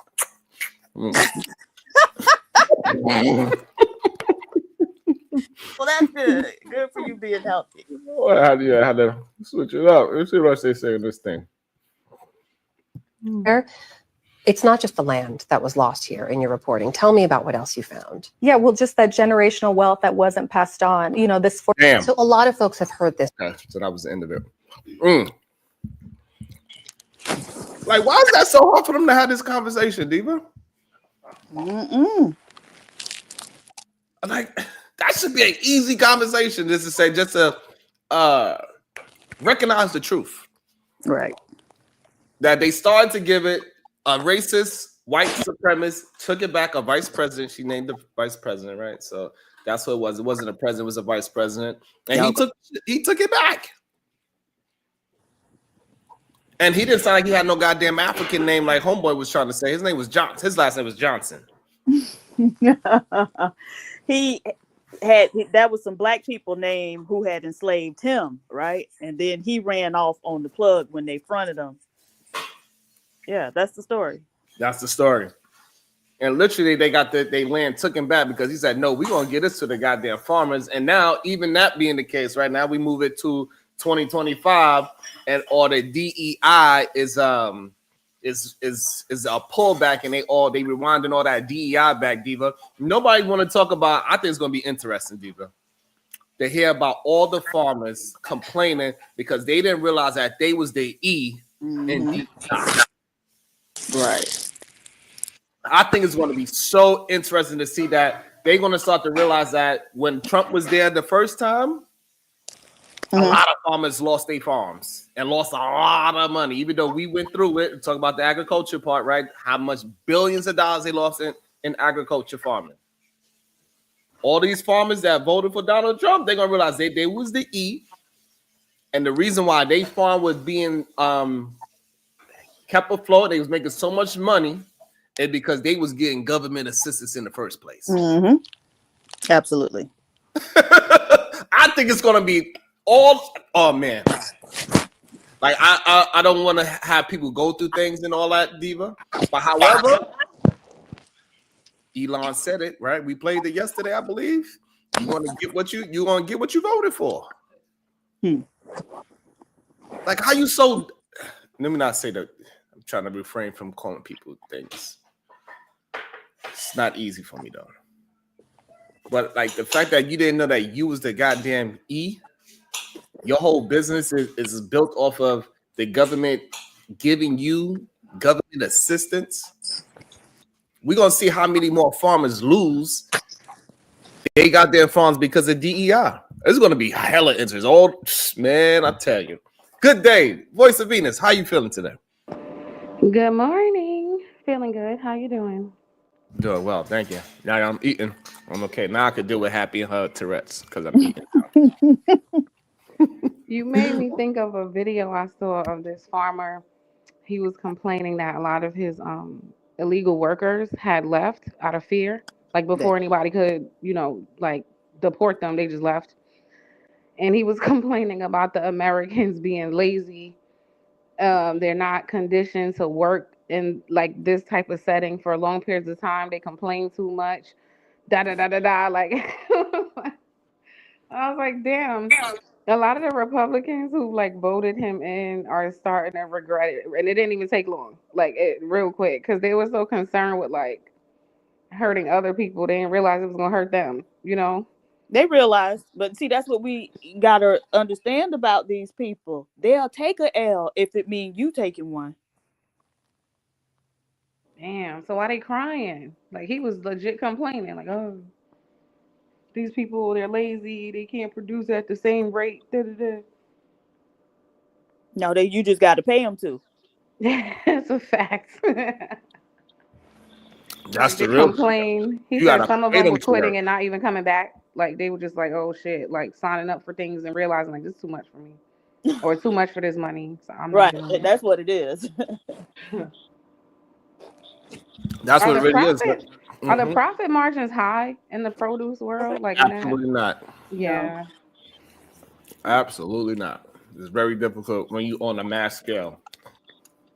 All it takes is one goddamn little bug hive come over there, done. Well, and at the rate that things expire too, I'm thinking about. Absolutely, because that's why Donald Trump is under pressure right now, because he's holding some food up at like almost $500 million worth of food he's holding up. And because of all the tariffs and everything that's going on. And so by the time they probably get freed out, the food's gonna be bad. Because they're trying to figure out all this shit. So that might be $500 million lost. You just talking. I said you just talking. Why I'm just talking? Because he's not holding up anything. It literally a judge jumped in and released all funds and all these different things, and now we're trying to say he holding up something. Right. So a judge had to. Right. So the only fight that we have, because this is the reason why I don't know why I understand that at the same time, but a lot of people don't realize that he's doing everything through executive order because he's lazy. He don't want to actually move and tell the Republicans as well and say, hey, this is what we need to do. Let's put this in order. No, he just say, I'm going to write it, executive order, and I'm going to let the judges figure it out. This is why he keep getting. This is why he keep getting. This is why he keep. See, that's what people say. Okay, we give you this power as president. This is the basically the only power you got. And then if you execute the one thing that you got, you must be lazy. You must don't want to do it. That's the power of the president to do executive order. We've seen Joe Biden do 150 executive orders within the first year. Nobody said nothing about executive order, and now it's lazy if a president want to do it. I came to talk about something else. I'll let you finish cooking on this. Go ahead. Oh, never mind. I got you. But the point that I'm saying is that is the power of the president, right? The president, one job is that he can do an executive order to pull something or correct something in real time. Like when you start talking about making laws and doing all this stuff, that's when you start talking about Congress and different things like that. And why would a president say, let me go through Congress and all these other different branches and let it take 2 years on something that need to be executed now and taken advantage of now?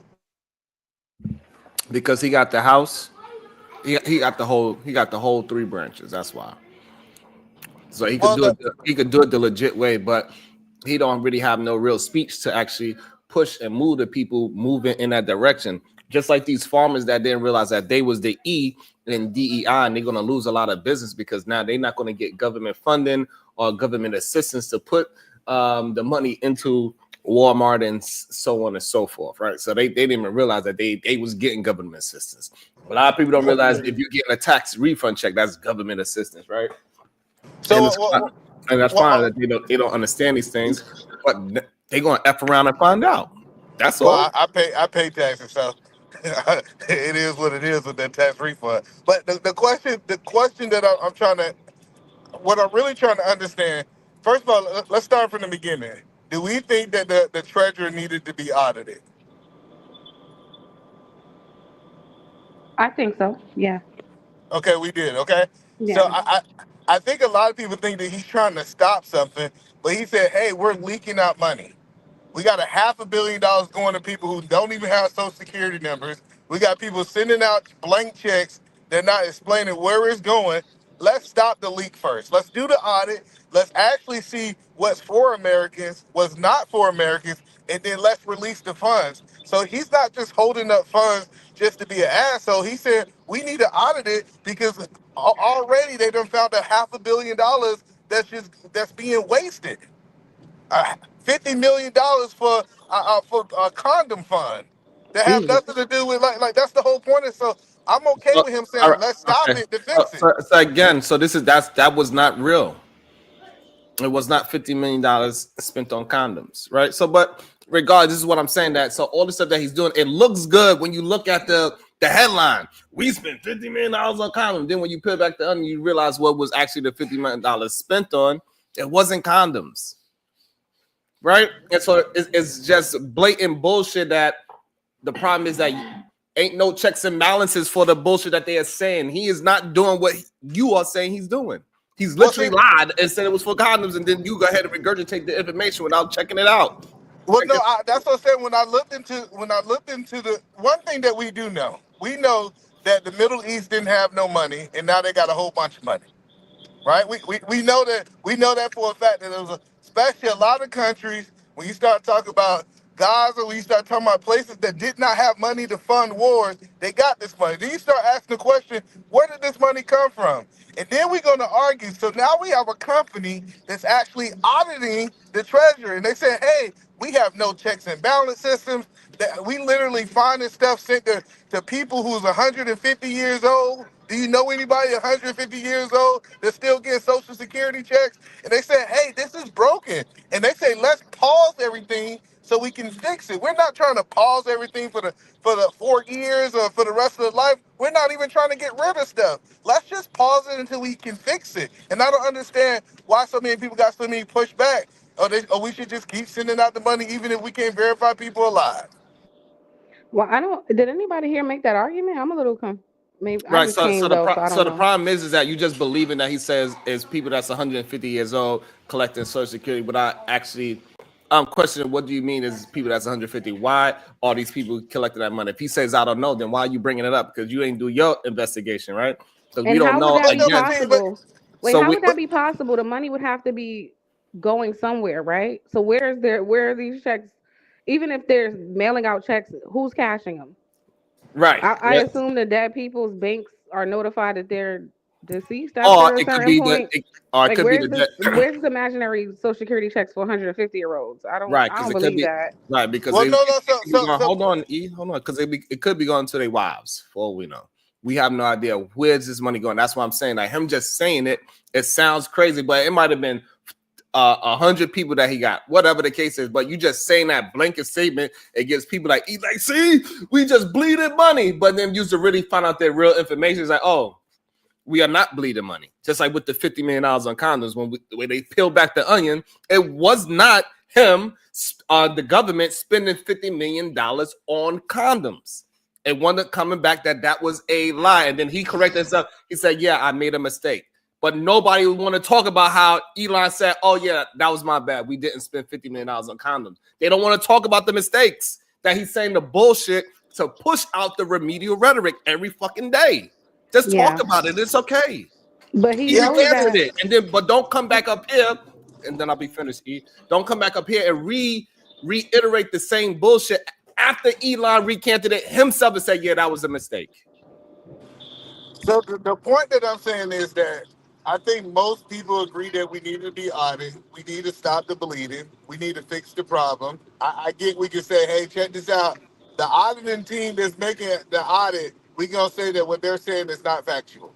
I get it. I get that. We going to say the reports that Doge, because Doge is actually putting out reports. Go ahead. He already made 2 mistakes already. He lied to us already, Elon. We already see that.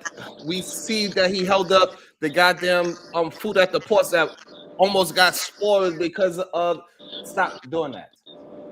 We see it. So like, just it's okay to say the bad things that your team is doing. Can you please address the bad things that your team is doing? Go ahead, eat a man. You got it. So no, that's the Slap point the that I taste out of keep your trying. mouth.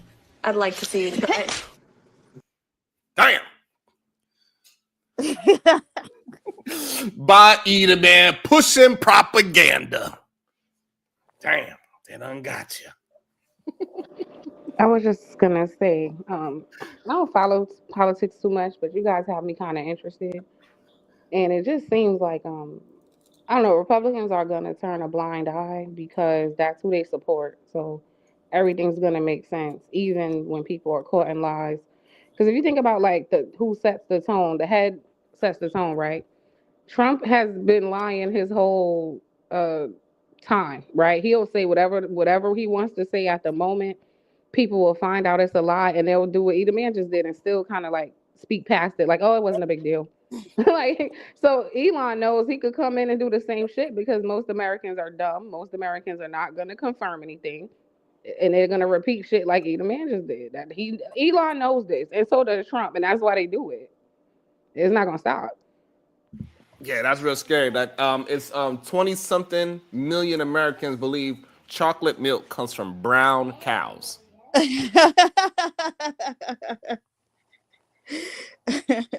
I love it. You can't make this shit up, Diva. It's crazy to me. And then and even when we catch them in a full-blown lie, yeah, that happened, but ain't no but like we gotta address the lie and stop acting like these people don't need to be checked. As of right now, like he seemed like he's going to be pushing us towards the same thing that happened when he was the president the first time. The farmers is going to get hit bad. It seems like it's going to happen again. It don't seem like he actually learned his lesson.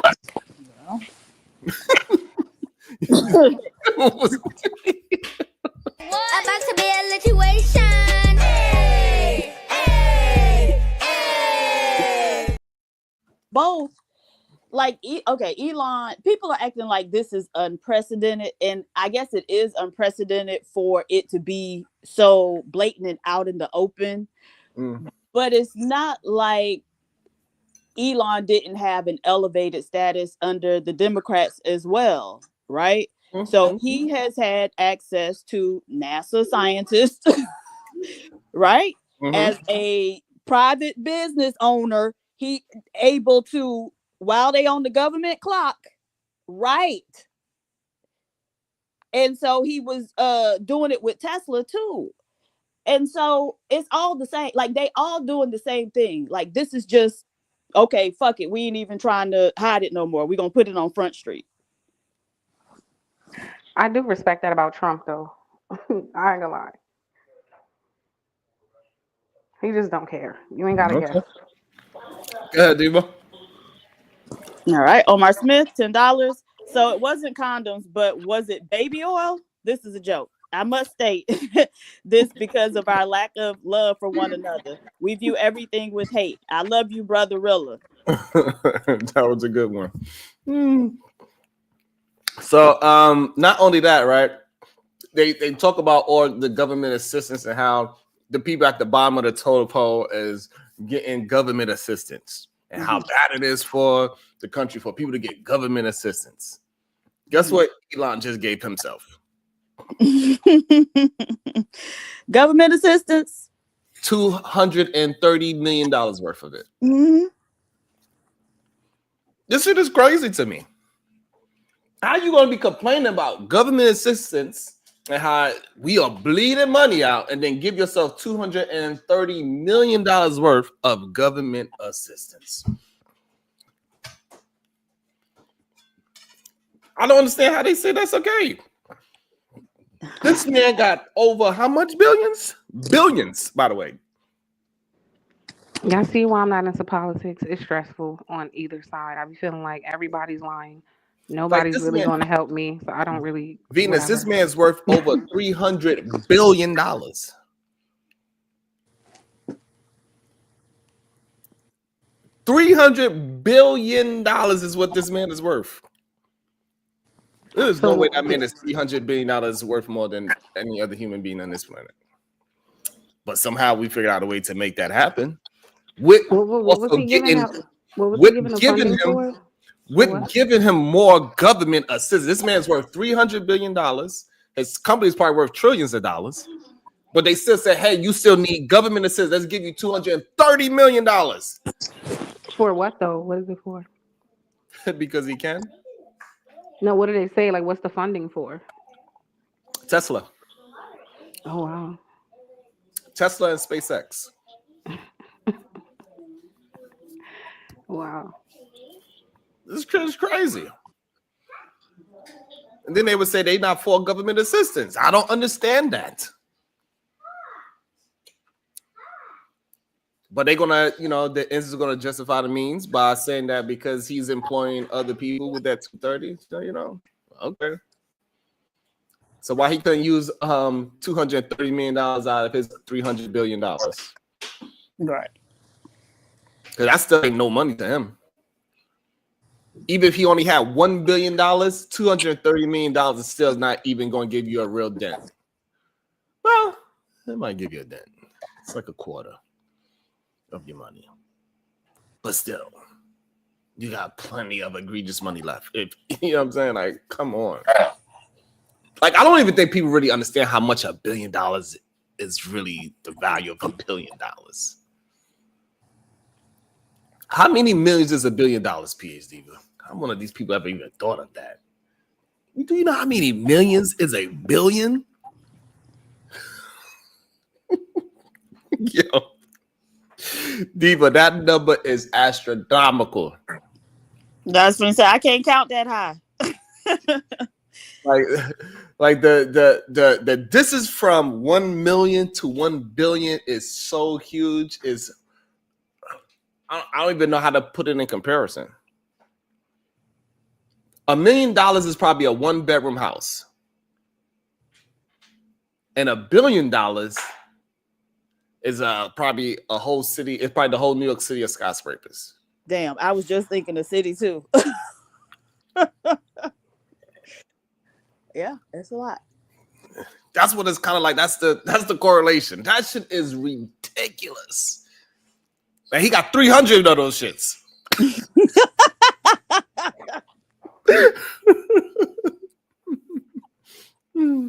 You know what I'm saying? People like, that's crazy. He got 300 New York cities that he's living in, and nobody else is there. While we living in a 1-bedroom house. Love, see, I've told Sharon to stop chewing all the time. Neither one of y'all listen. She said, I wonder why Venus doesn't yell at Sharon about his chewing. Like she got tired of doing it. She used to do it every day. God damn it, Sharon, you're chewing. She's like, They used to send a message every day. Yeah, she used to tell me every day. See that? I was about to send a message earlier because Happy was just, oh my God, with a whole mouthful. Y'all are unprofessional. Can I tell y'all something I learned in college about broadcast journalism? If you listen to the radio or watch the news, you will never ever hear any of them chewing or drinking or eating. That shit sounds horrible. Y'all need to stop. That's also why, Venus, why they are losing their ratings. Venus. That ain't why. Right. All right. About to be a situation. Hey, hey, hey. Smith, $10. Maybe Starlink funding is included, which is very beneficial to all. I'm no fan of the man, but I take what's beneficial from the enemy and leave his poison.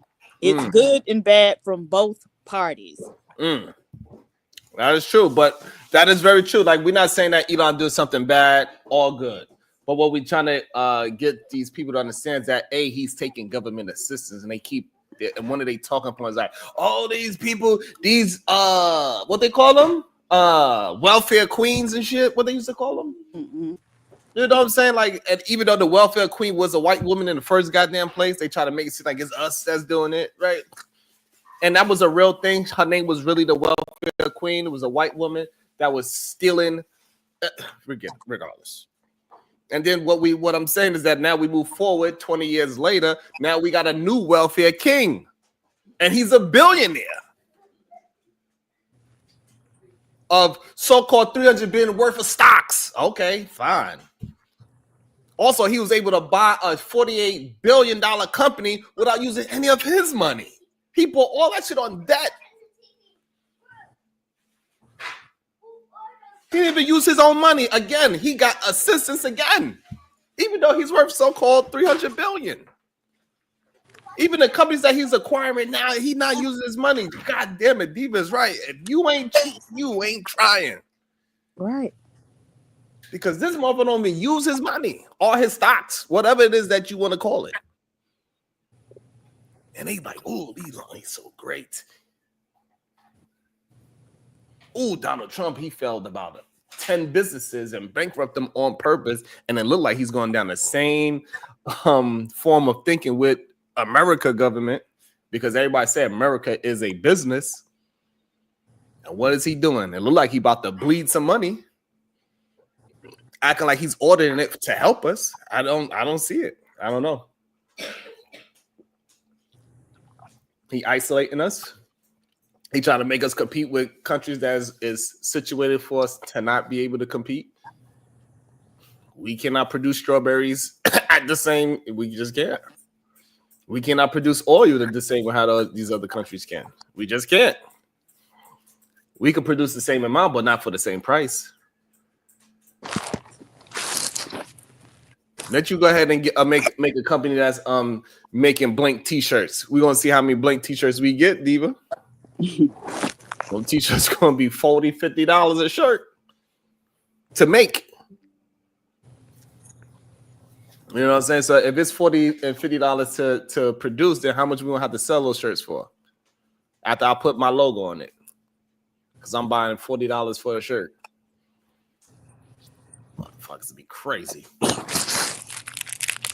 I just can't wait to see. Eva, I just can't wait to see all these entrepreneurs start seeing that tariff tax that they got to pay. Because man, you like, what the fuck is this? What is this government? It's like when you, it's like when you 16, you get your first check. You're like, who the fuck is FICA? Right. And what did this bitch do to get my damn money? Yes. Just my 4 cents. It's smart not to use your own money. Less risk. Yeah, that's a statement that a lot of people try to use. I think somebody that's known for using other people's money is the music industry. That's what they try to. That's the model that they go by. All I know is that you use somebody else's money, you're gonna find yourself picking up. Hey, you see where Diddy at right now, right? You see what he made people do to get those using other people's money.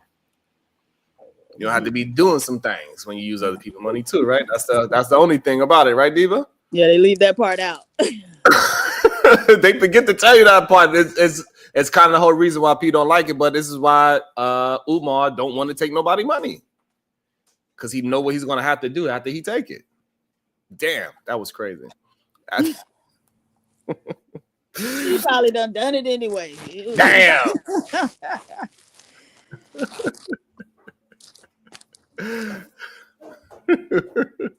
Absolutely, they definitely will.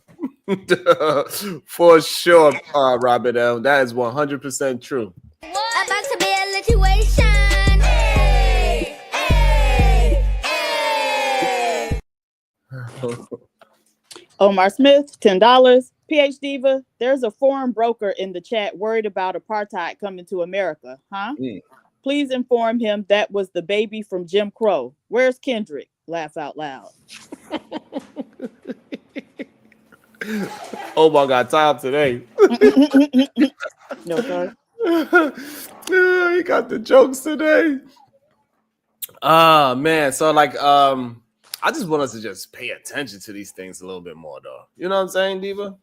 Like we just really just like I think yesterday conversation shows that we can maintain intellectual conversation and entertainment at the same time. We laugh, we scream, we yell, and all that. Like we can do it.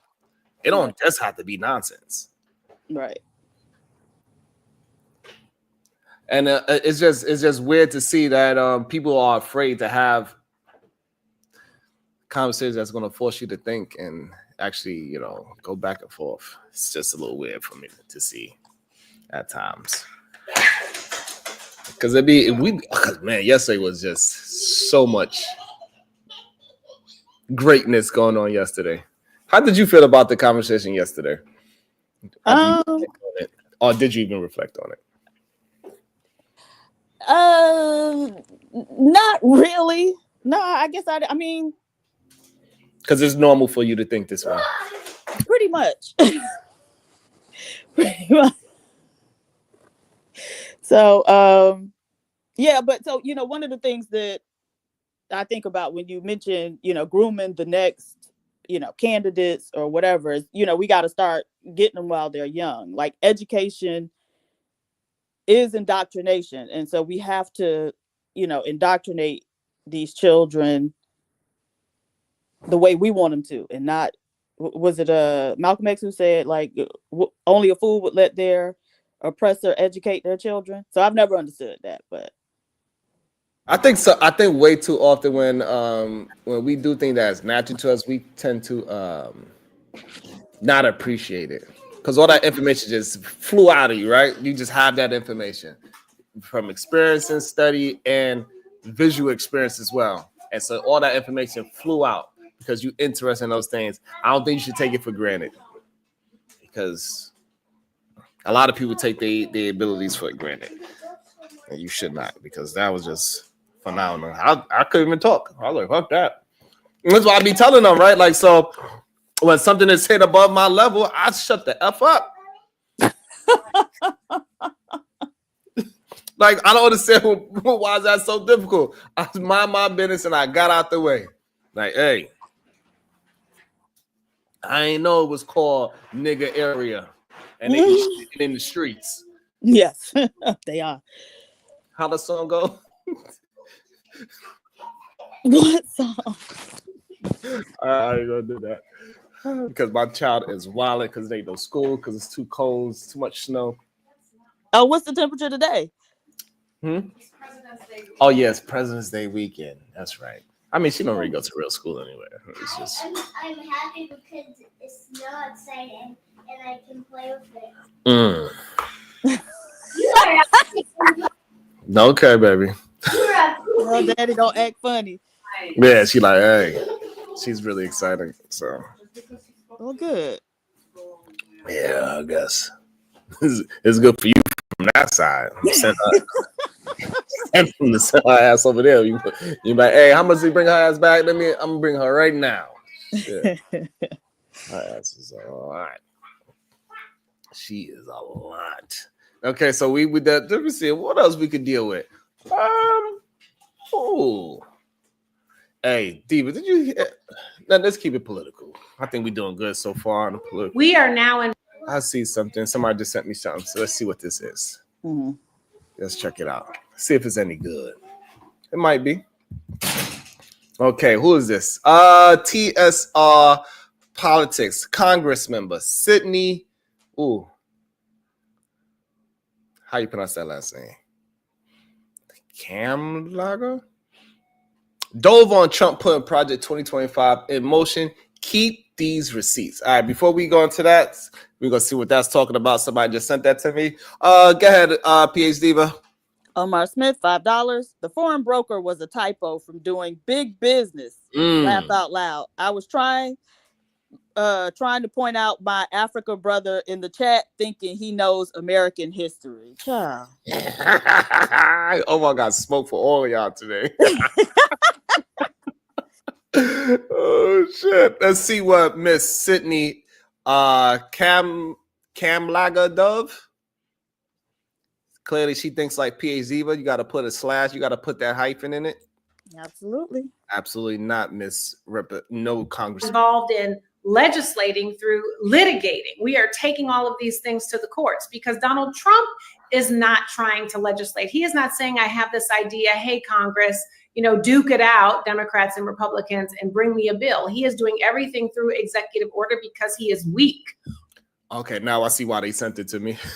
Because that's pretty much what I just said about him, right? Yes. Now I see why they sent it to me. Yeah, but I agree with her so far. I agree with that. He is not. Usually, the president is supposed to move both parties to come together and do something as a country, not just, hey, this is what I'm doing, and now you could just, and then the next 4 years they're gonna take the executive orders away. Like, that don't make no sense. Wait, but I'm sorry. Do you see the first who the first comment is from? I do not. Let me see. It's the Trigger Mike show. Oh, hell no! He say this woman just lied with a straight face. Black women aren't even benefiting from DEI. God damn. Not nigga area Mike. God damn.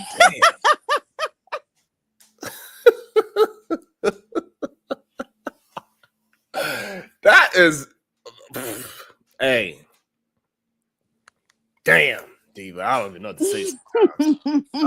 say sometimes. Like, now I see why they sent it. I understand. It makes sense. You know what's crazy to me about it though, Diva? Like these are the same men that are married to the they are married to black women. Like all the ones, majority of the men that is talking hella shit about a black woman, right? They are married to successful black women at that. Like nigga area Mike, he is married to a successful black woman, a successful black American woman. She's literally an FBA. No, she's not. Oh, well, she's literally an American black woman. She was born here, at least from Queens, and she had her own thing going. Mm-hmm. She didn't need no Trigger Mike. He needed her. And there's nothing wrong with it, but I don't understand why that is not pushed out there in the East. Like, hey, listen, I was able to find me black. Sorry, I had to curse out some beat. But so, what? So, you know, like I don't understand. Like, so that is one of the women, the very one that they say that, you know, you can't find out here in these streets. And she's a successful Black woman. Had her own practice and things like that, and had her own business, intelligent, went to school, got degrees. And we could keep going down the list of whoever we want to say. We got other Black men in these spaces. They once had PhDs, Black women with PhDs, sitting on the panels and allowing people to say craziness about these Black women. I don't understand it for the life of me. They keep saying, hey, Sharon, you got to talk about where. You want me to talk? Okay, you want me to give you one to talk about before we run? We could talk about this one. I guess they want to. I lost the one who made me a mother. This is what they want to talk about. They want to talk about this right here, Diva. I'm dying inside. It hurt. This is what they want us to talk about. And I have 2 more kids to live for. It's been a long journey for Tatiana Williams. This is what they want us to talk about, Diva. Sure. Clearly, there's something wrong with this woman. You could clearly look at her and see that she has some issues. Literally. Are we gonna say this is the majority of Black women? That's why you want me to talk about this? Why you send me this? Sharon, why you don't talk about these Black women? Because they don't really fucking exist. Majority of the Black women don't look like this woman or talk like her or do the shit that she did. She clearly got mental problems. Or am I tripping that we can't see that woman have a mental problem? I don't know, but I do think a lot of Black women place having children before they think about getting a vocation or some way to take care of those kids. Because by this point, we should all know that there's a good chance you're going to end up taking care of them by yourself at some point. And so that need to be the first order of business. Not, you know... This woman let her 2 children freeze because she was in the casino gambling. No, I thought they said she wasn't in the casino gambling. She was? Yeah.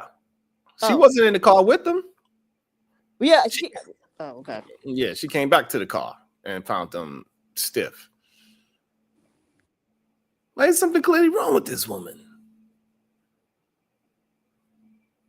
You're not going to have me act like this is the majority of women where we have literally women, for example, in our face every day, having communications with us every single day that has high level of intelligence, that can have a conversation, that got degrees, that got businesses, that got PhDs. They got all these damn things.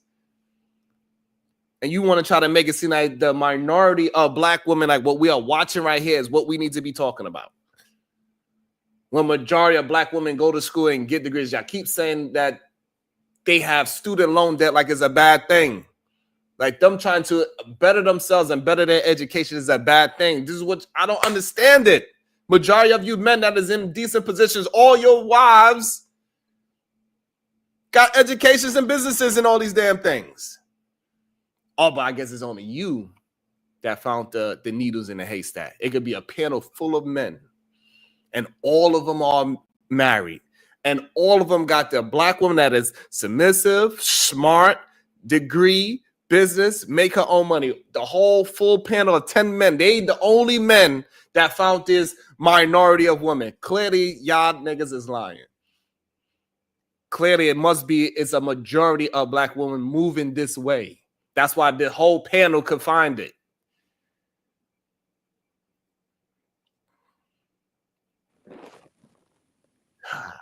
The lady actually said she had been calling the father, trying to get him to take some of the kids or whatever, but he was, had 1,000,001 excuses. But again, ladies, in 2025, again, we know it's a good chance if you have them that you're going to at some point end up taking care of them by yourself. So just make sure you're able to do that and don't have more than you're able to take care of.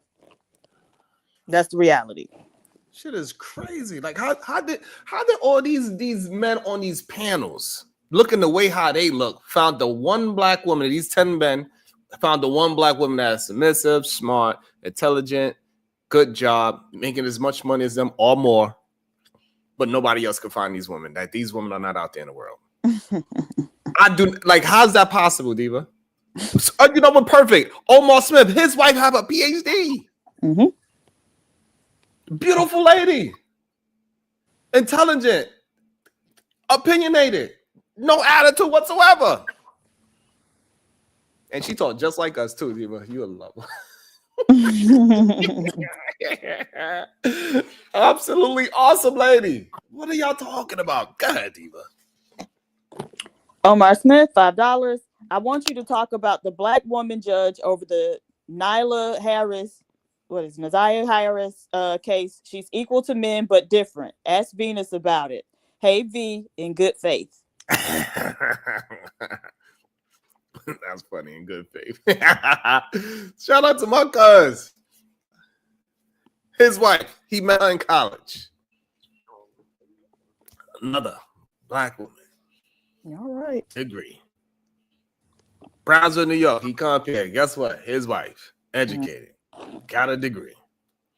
But all these black women are just unagreeable, nasty. It don't matter if they have a what? Where the fuck are these at? And then they even what? Diva, do you know they asked me you should have a show about how black women don't know how to cook? I was like, what?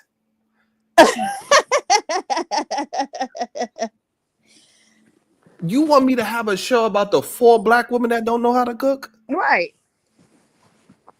That ain't the majority of black women. Wasn't they just cooking with Kaya last month? I was like, this is crazy. Like, okay, we could bring up what? We could bring up one of the rapper ladies that don't know how to cook. We could bring up Beyonce that don't know how to cook. Those are the only women that I know that you know. She talking about she cooking hamburger helper for Rick Ross. I was like, oh hell no. Not the biggest boss. I was like, I can't wait to put this to Diva. Not the biggest boss eating hamburger helper. Like what Absolutely. I was like, what the hell is this? You got to spruce it up a little bit. So you got to add some fancy cheese, not the little imitation yellow cheese they put in there. You got to add some real cheese. You know what I'm saying? So I'm like, nah, this is not for real. Like we could go down the list of all the women that's in our spaces that are married. They are awesome women. They're able to communicate, talk, hold the thought, move in the right direction in the thought. And then we go on the other side. Right. That be the most like disappointing part to me is, you know, because these men are saying that they're supposed to lead, and it's like, baby, you don't have, you know, nothing in your head to lead with. And shout out to Chuck yesterday, right? Because at least he was able to go back and forth with the conversation, at least, and keep it to the consensus for as long as he could. Because majority of people would have broke down like the first guy, and we'd have picked him apart in the first 2 minutes. That shit was crazy. Because I'm from Mississippi. How you gonna prove you're saying the same way how you prove that you're not one, motherfucker? That conversation done. You're so stupid. But you know what I'm saying? Like, I don't know how we can have a conversation about this mother that's clearly has some mental health issues, and that she gotta go and gamble and probably playing the penny slots at that. She look like she a penny slot player. I don't know how I'm gonna have this conversation about that. To be honest about it, right? That's just like me finding the Pookie and Ray Ray conversation, just have a conversation about him. Mm-hmm. Does that make no sense? Well, unless I encounter him, like if I have Jay Prince come here and say something to me, yeah, I could talk about that. Or if I had this retarded lady the special needs lady come and talk to me, yeah, I could talk about that. She's a degenerate, absolutely. Omar Smith, $10. It's a shame that after 4 years together, we still have to say things like in love, in good faith. I'm y'all brother, and I'm going to love y'all whether you like it or not. All right. I like that. I like that talk.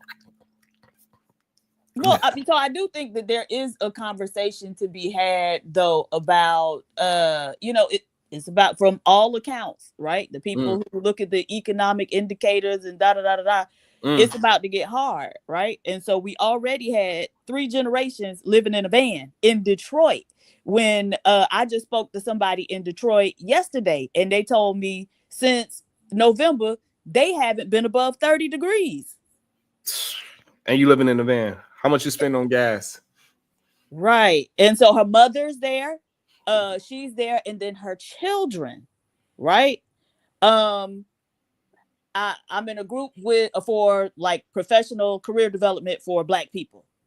Lady made a post about getting laid off recently. And then in the comments of that post, there were multiple, a lot of people who saying, I've been laid off for however long, was it 4 months, somebody up to a year or whatever, and telling their layoff stories, but it was mostly Black women, right? And so Black women be able to read the lay of the land and figure out what you need to do.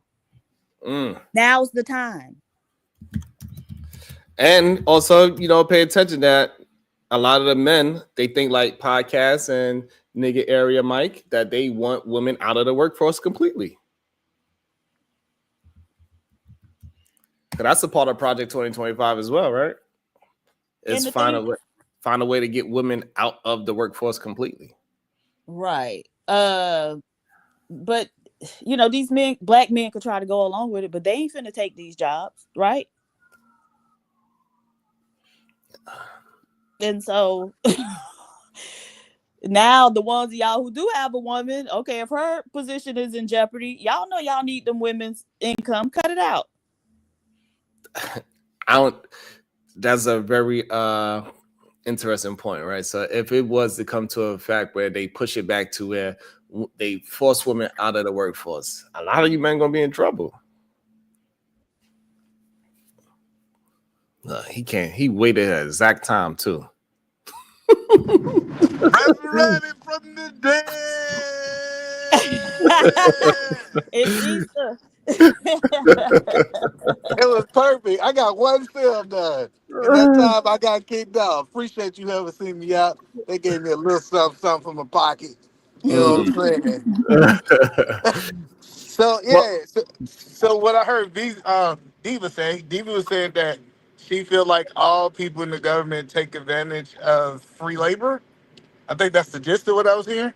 No, I didn't say anything about everybody. I was working. I'm sorry. I apologize. That shows that y'all just want to talk about what y'all want to talk about. Oh, we do. So since we want to talk about what I want to talk about, I got a question. What do y'all think about Cat Williams and that Mexican going into it? Did y'all see about that yet? We don't care about no goddamn heckler, and he cursed out a heckler.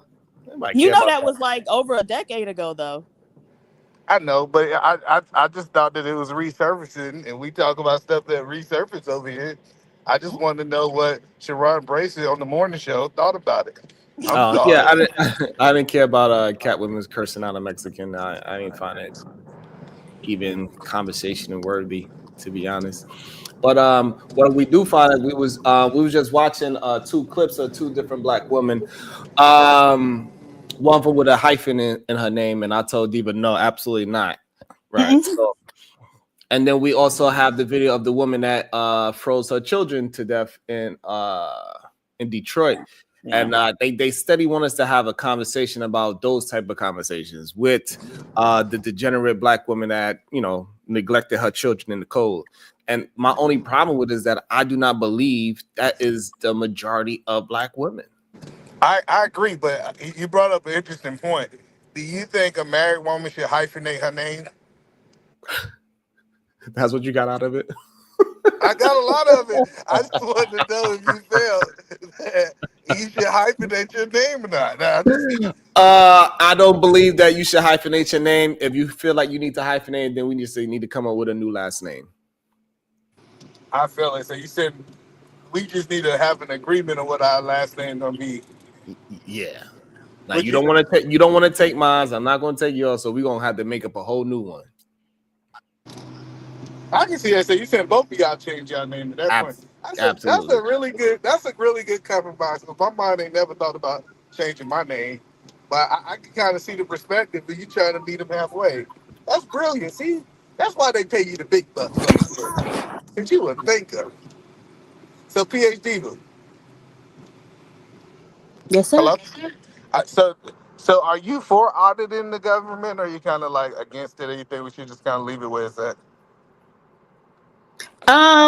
I don't have an issue with auditing the government, but I think there has to be transparency with that audit. I agree. I think they should release a report. And another thing that I think that should happen, I think that two companies should audit.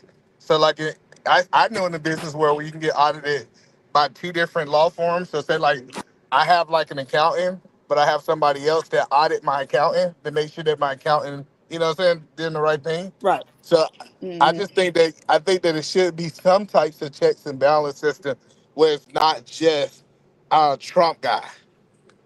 But I think Trump guy is willing to do it for free. And the question is, why is he willing to do it for free? If we're going to really kind of look at the situation, who out here just trying to put all this man out in for free? I get that he got the money, but what is his motive, or what did he gain for doing it? Other than him being a good person, because I don't think Eli is really that good of a person. That just might be Well, me. Or he might just be bored. he got did he get 230 million? Sharon was talking about earlier, and then apparently he has everyone's information because he got access to the pay system. Okay. Well, I think you have to have access to everybody information to audit. Yeah, Correct. but like, okay, Elon Musk shouldn't be the person having, right? Because there's these huge corporations pay people to do all of these complex analytics and big data analyses in order to find out information about people that they can use, right? To uh to get some type of profit for their company. Okay, so now he don't even need to do that because he got all everybody information right in his hands. Absolutely not. Absolutely Well, not. so No, he's not a part of the government. There's no way a no. private citizen who's just somebody picked up off the street should be. No, no. So the question is because like when I start asking this question, who is capable of auditing the government? We don't want nobody from the outside.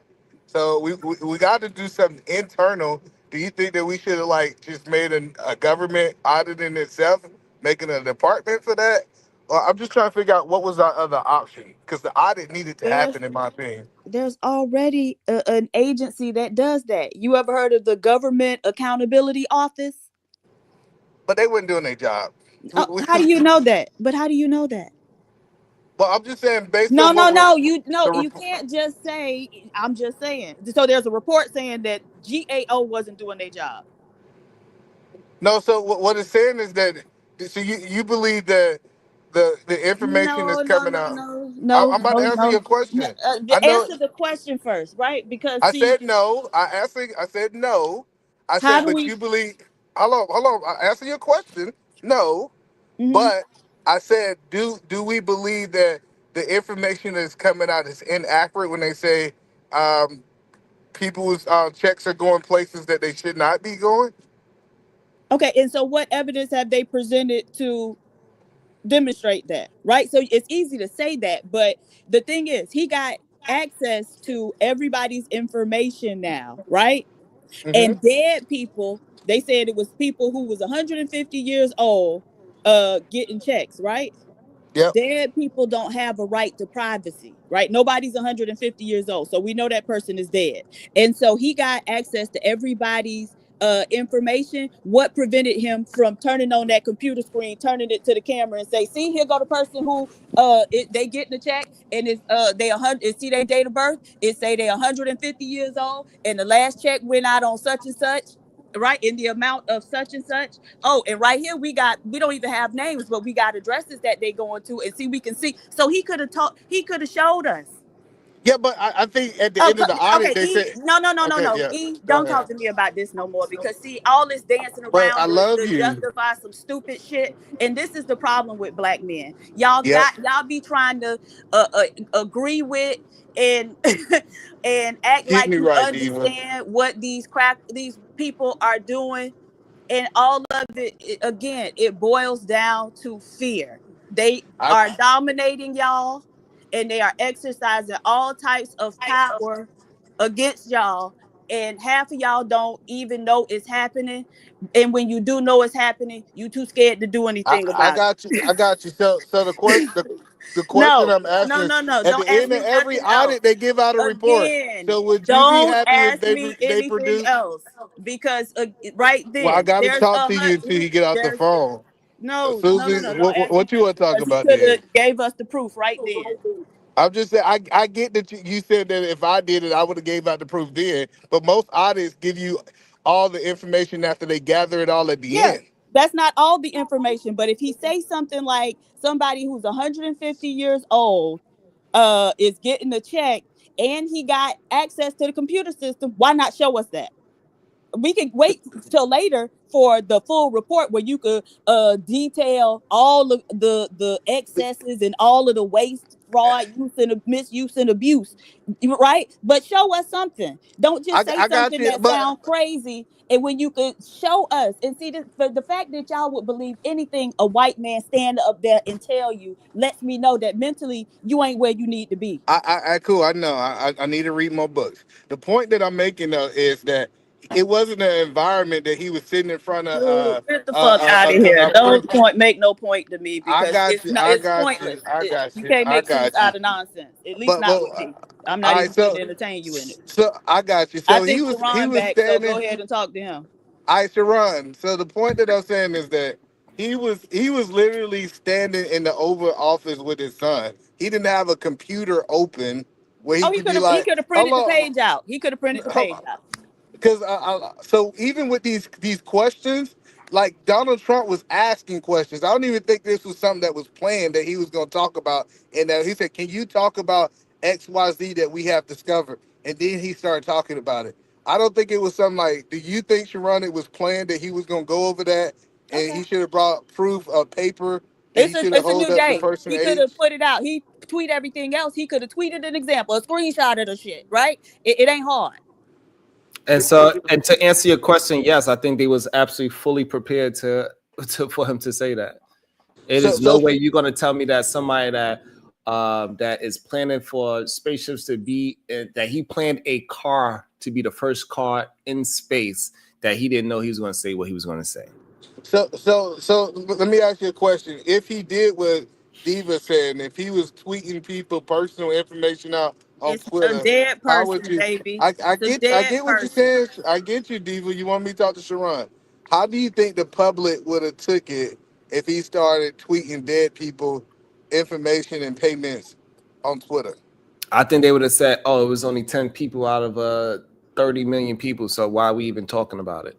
Oh, This is okay. the craziness of it, though. All the blatant bullshit that they doing, but the line for the public gonna be, "Oh my God, they tweeted out some dead person's information." Right? Come on.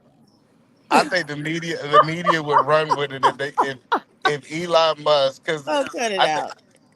Elon Musk is currently letting his company do it. He's not doing the audit. And if he got up there talking about, "Hey, I went into the system and I got some people information," I just don't think the public would have received that well. Right, but At you could all. at least gave us a number, right? Don't just say it's people that is 150 years old collecting Social Security. You should have said what it They're in was. the You should middle of the audit. so That's the like point. just because You can't give out those numbers until it's finished. right, but you could give us a gist of it, right? So it's one thing if you seen like it was an anomaly and it was one of them versus it was at least 10,000 and counting of 150-year-old human beings collecting this kind of money. So Then, y'all just and then saying we that can so at least we can have a gist of why you saying it. Like is a substantial amount of people for you to bring it up. If it's only 100 people, that is a so-called 150 others, it doesn't even make sense to bring it up. I like that you said that. So if it's only 100 people, do you feel like the audit was worth it, or you feel like it's not? It's not. So it's not worth it if our tax money is going to 100 people that's dead. Correct. That's crazy. All right, guys, y'all have a good night. So what you think? So how much money you think they get in Social Security for those 100 people? No, I'm just saying that's one of many issues. That's the point that I'm saying. Like, I get what y'all saying. Like, oh, check this out. That one issue. We heard a whole show that said we got to look at this whole thing. and he listed multiple things. But we're gonna argue the point that you know what? So the reason, go ahead. The reason why is because the one that he said about the $50 million in condoms was a lie. So what about the $500 million that was going towards undocumented people that don't have social security numbers? That was factual. If you say so, I'll have to look into it. If you say so, then I'll take your word for it at the meantime. Yeah, but that's the point that I'm saying. That I get that we're trying It's a bad point. Because you're not willing to accept that he's a bullshit artist. You're not willing to accept the fact that he himself accepted $230 million worth of government assistance. Probably got a phone call. Mm-hmm. But you know what I'm saying? Like it's like you cannot just throw shit against the wall and say, hey, you should accept this. And then when we push back on the shit that he threw against the wall and we realize it was just chocolate fudge. How you gonna keep pushing back on that? That's just crazy to me. And it don't make no sense, to be honest. The white man was wrong. We understand his ice is colder.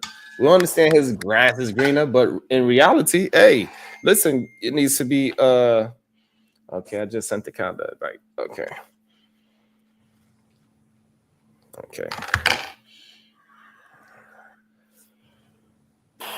I gotta get ready for a goddamn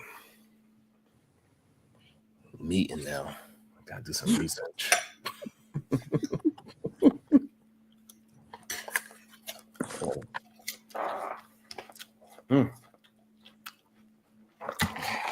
I really don't want to do it too. Why not? I'm tired of this construction shit, dude. You know how right? Oh yeah. I don't do this shit no more. But yeah, it is what it is. Yeah, you got a phone call? Yeah, I'm sorry about that. No, so the point that I'm saying is, if we're not going to say that Elon should have audited the government, who do we think was fit to do it? Wait a minute. What? So you're saying if we're saying that Elon shouldn't have done it, who do we think should do it? But so Elon ain't qualified to do it. Okay, right? so we shouldn't just do it at all. But see, where did you go? Where did you get that from? No, I get what I'm saying. What we have learned is that we done seen years of nobody auditing the government doing what they want to do. Right? Now we want to argue that it is a department. Oh, go ahead. There is a department, but even if they didn't trust GAO, right? But you have presented no information that GAO ain't been doing their job. Nevertheless, there are companies that are audit companies, and they will come in and do an audit. And so that's fine. But what qualifies Elon to do an audit of anything? Elon can't even make his little unruly ass, ill-mannered ass baby sit the fuck down and shut the fuck up for 5 seconds. Ain't got nothing to say about no man kids. So, but yeah, I think the point is what that his ass is ill-mannered. He was. Didn't you hear him tell you? Did you hear how he spoke to an adult? I don't speak on somebody's kids. That's just not me. Okay. I bet y'all don't. Okay. So the point that I'm saying is that I think that Donald Trump is in charge. He's the elected official, and he wanted to audit, and that's who he chose. And I feel like if for example, was Joe Biden, he was in charge, he could have chose who he wanted to audit. So I think he had the power to choose it, and that's why it's going the way that it's going. Well, I think you're an idiot. So I'm okay with that. Yeah. I'm okay with that, but I appreciate your opinion. Here's your water. Thank you. What else we talking about? Yes. Yes.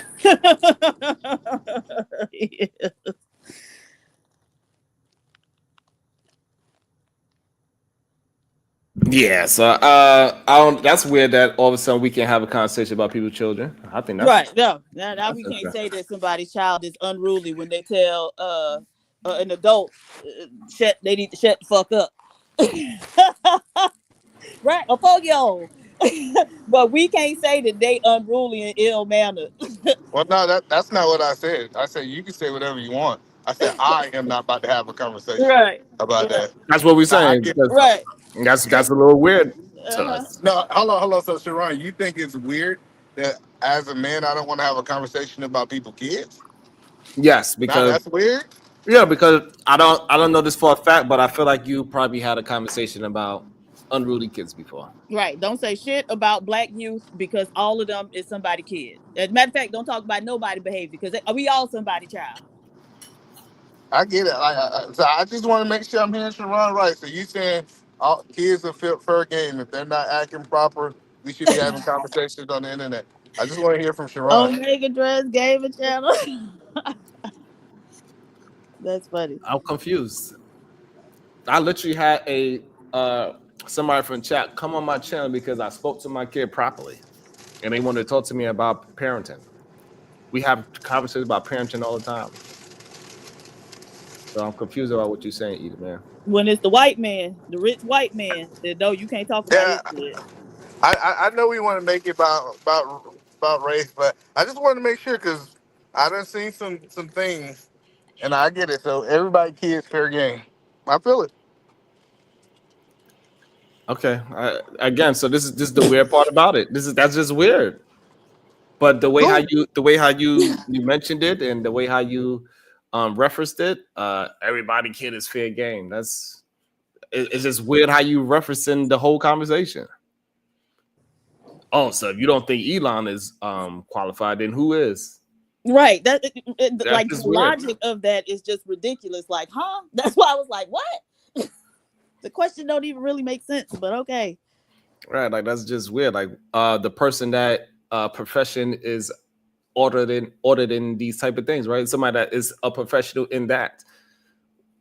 What we know Elon to be a professional in. I don't even know. Diva, what is Elon's profession? Entrepreneuring. Like this, like you know what I'm saying? Like he came up with an idea and he paid people to make it happen. The whole PayPal thing, the thing with PayPal that he made all of his billions of dollars in the beginning, he wasn't even attempting to make it that you can make payments quickly. That wasn't even his business idea.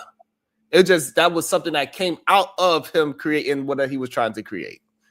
And then people gravitate to that. They say, oh, this is what y'all want? Okay. And then PayPal turned into a platform where you can send money. That wasn't even the original idea of PayPal. That you could email money. It was just one of the first places that you could email money. You feel what I'm saying, Diva? So he stumbled upon it by accident. No disrespect to him. And Tesla is not even his. He bought that company from somebody.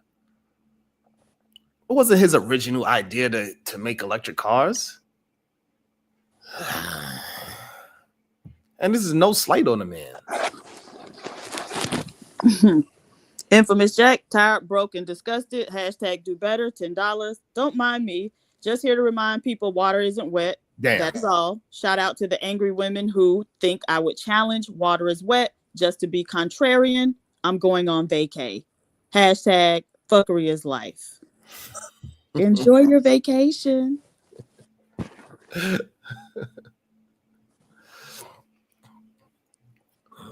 Right, so that's fine. Like people stumble upon ideas, but let's not act like because he stumbled upon a great idea that all of a sudden now he should be auditing a whole country. Right, we got to answer to him. You know what I'm saying? Like that's not something that you stumble upon. Just because somebody is a foreman in plumbing doesn't mean that you should say, "Hey, you should go build me my bridge." It's not how that should go. Trust me when I tell you. Even me, that dealt with jobs that was at $50 million a job, they would not. It would the possibility of getting a job that I'm running a construction site that's going to build a $1 billion bridge is slim to none. That's just a fact. Even with 2 decades of experience dealing with jobs that's in the $50 million range. You know what they're going to ask me, Diva? How many jobs did you do that was at least 500 million? They don't give a fuck about that $50 million job.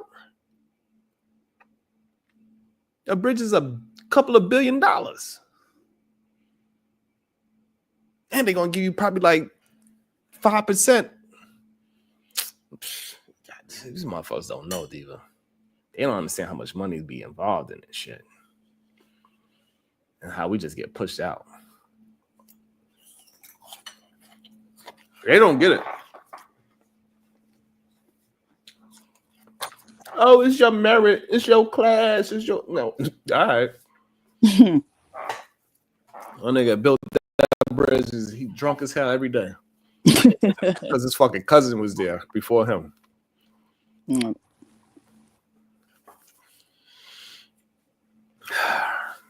I would love if I could bring a camera so they could see how these people move and operate.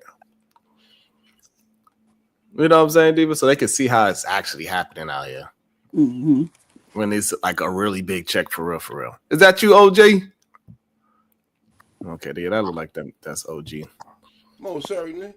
Okay, because they be trying to get me lately, OG. Oh, well, you know, ain't nobody counterfeit me in the last 15 years, so you can always, when they say OG, they give me that respect. They don't even try to take my count. They don't counterfeit me. Your microphone is a little low. You talking through your microphone or your headphones? I think I'm talking to my microphone. I think you got me on automatic every time I come on your channel. Oh, okay. And I have that Jesus mic, and I have to cut it. No, it's not on automatic today. It's not. It's not. Well, let me see. Can I take control of it? Let you want just a little bit, maybe like about like 3 or 4. Let's see what we got here. Because you spitting out some BS this morning. Oh. How you doing, Supreme Goddess, PhD? How you doing? I'm good. I'm doing. How you doing? Happy? You in the background? Where you at? Hey, that haircut look good. I ain't gonna lie, OG. Crispy. Well, oh yeah. You know I'd be cutting my own hair, Sharon. I can't pay that $30-$40. Oh, that's some really good work if you did that yourself. Yes, sir. Yes, sir. I do it all the time. All the time. You kind of like Uncle Sam that we was doing a review about you the other day when you had that top hat on and everything. Oh yeah, well you know me and Sam, you know we run in the same place. I think Samuel 6'2", so I'm about like half an inch shorter than him. But I did do some work for him though. Okay. So you know how that works. You know it runs in the family. You know. So what's your thought? What BS? But you remember Uncle Sam Jam was out with Parliament Funkadelic. So that ain't the first time that ever been done. See, this is what I'm talking about. Things always recycle itself. You forgot about that, didn't you?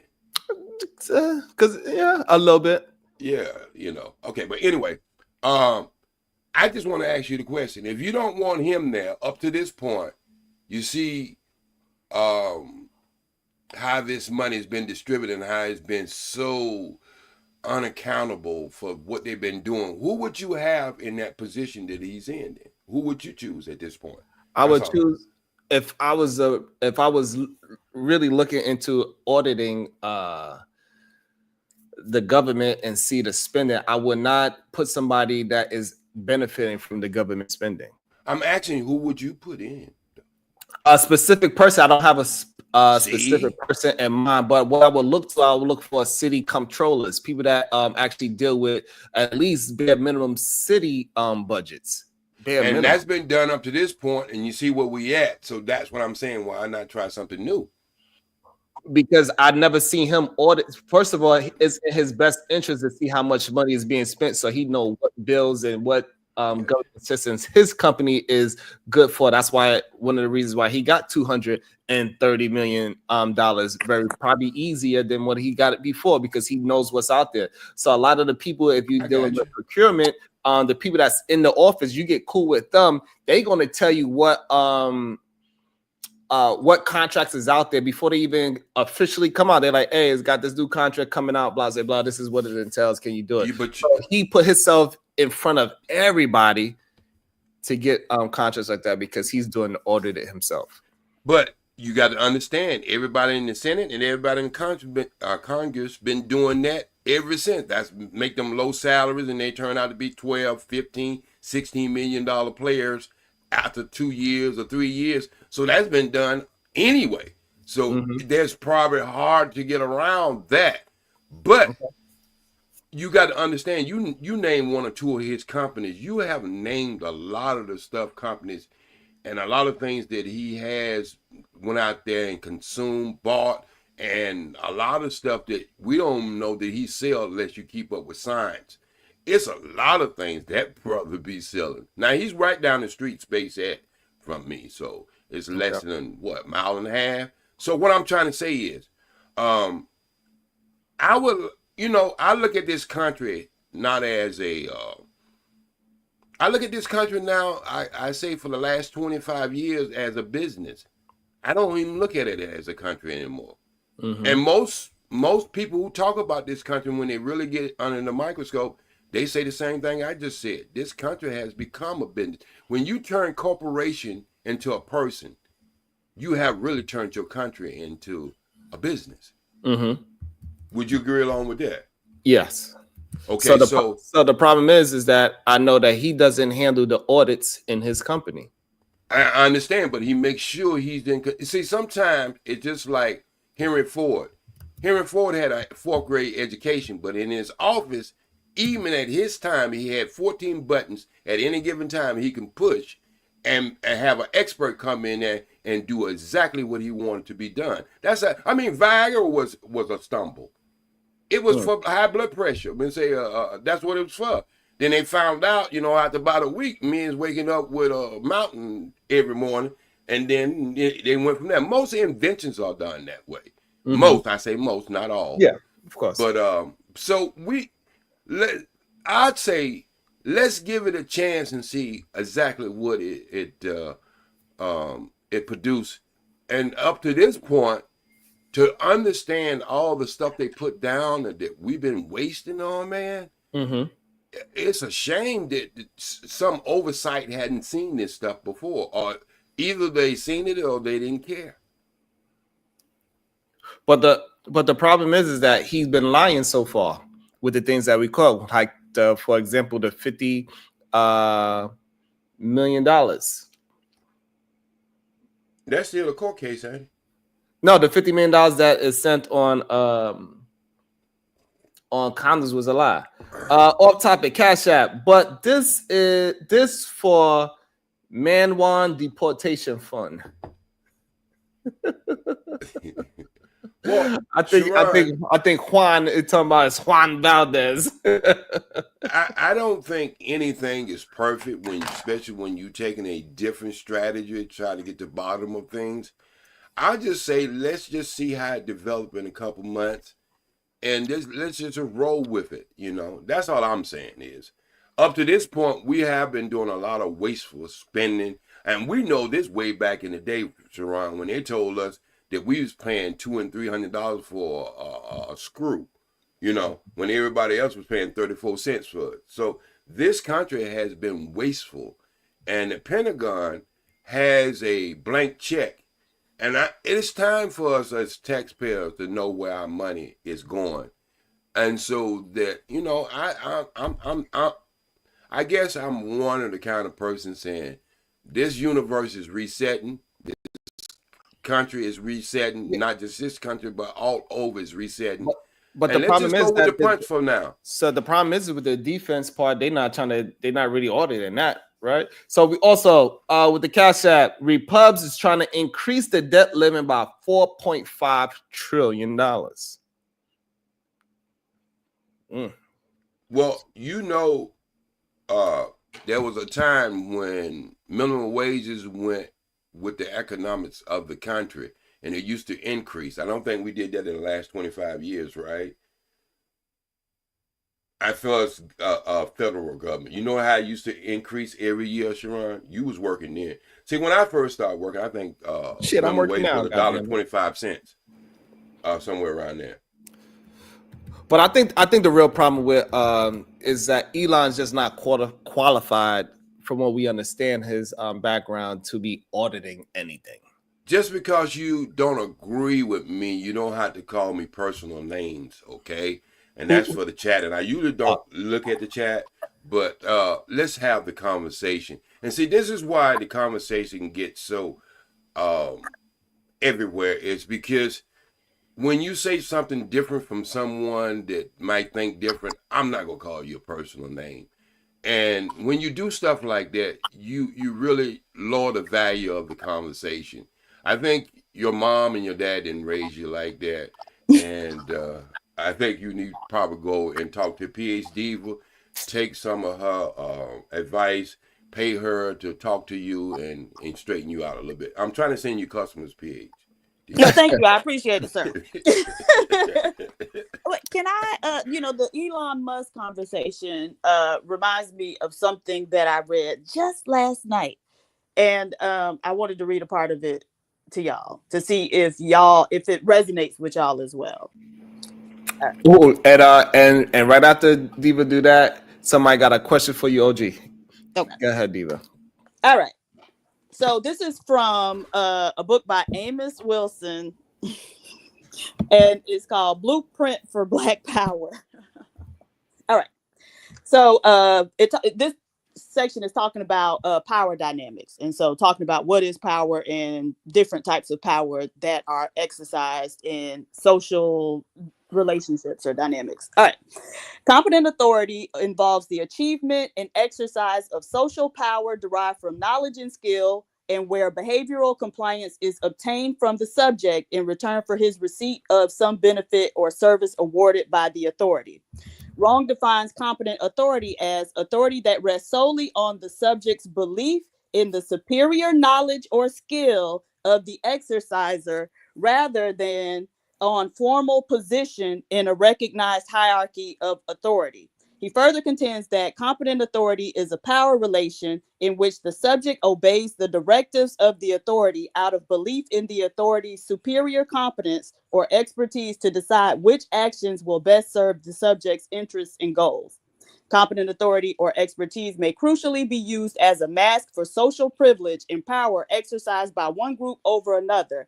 It hides social privilege and power because it appears to merely exist to advance the public interest. Moreover, competent authority or expertise, particularly if it is held in high social esteem and is well organized, may use its claims to superior knowledge and skill and to operating in the public interest to legitimate the rule of the powers that be. Okay, I love my brother. I have always said he was long-winded like me. He could have just said influencers because that's where the real power was at. Because no, because he actually goes on to talk about influence. And so he breaks it out this way for a very good reason, right? Because I understand. Okay, and so this isn't influence. This is expertise. And I guess you can use expertise to influence people, but... Okay, listen what I'm finna say right now. And I had this discussion last night on another panel. The person who is the influencer decides what even is your value of your food, your currency, and everything else. It's part of that tree. First, you got to have, that's where real power comes from. See, people who have money think they have power, and understand this. You still are someone that's on top of you and telling you what the value of your currency is by the money that you have, because you can wake up tomorrow morning and they can say $1 is worth 15 cents. That's the influencer. That is the percentage of people we don't even know. And so when you understand that, everything stems from that. The leaves, the stems, the root, everything stems from that. We have to have the person. Real power is a person who can say, hey, your dollar is worth 15 cents. A person who's got $50 million or $1 billion can't wake up in the next morning and say, your dollar is worth 50 cents. So you got to understand what real power is. Real power is not the money you have. It's the influence of the person who can tell you what your dollar's worth, what a car's worth, what you gonna do in your country, whatever. Because if you think about most people who are influencers, that's the real power. That's crazy. I know he gonna say that. Here's the question for you. OG, about Elon Musk contracts being audited. They wanted to ask you about that. So what about ask OG about Elon Musk contracts being audited? Well, I think that is something truly should be done. I don't have a problem with that. I mean, when you start doing checks and makes and all that, you know, crossing your T's and dotting your I's, I think everybody should be on the same thing.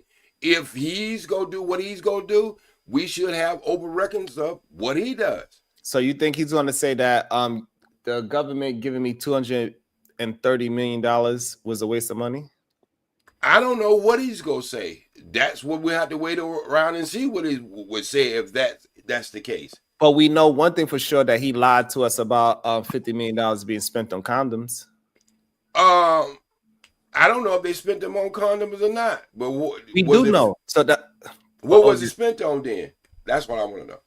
What right. did we find out? Was there any $50 million spent on anything? Yes, and it was $50 million that he was talking about was spent on what it was supposed to be spent on. So he lied and said that it was no need for us to spend $50 million on condoms. He lied because it was not $50 million on condoms. So but what was it on? And then when it doesn't matter what it was on. The fact of the matter is that what we are talking about is the fact that he lied. And he used something to excuse why he is doing it. So again, when he says something about it is 150-year-olds collecting Social Security, tell us, why is that relevant for the conversation? Is it one person? Is it a million? Like, why are you bringing up 100? You just bring out this blatant thing and just saying a statement instead of telling us what actually you found.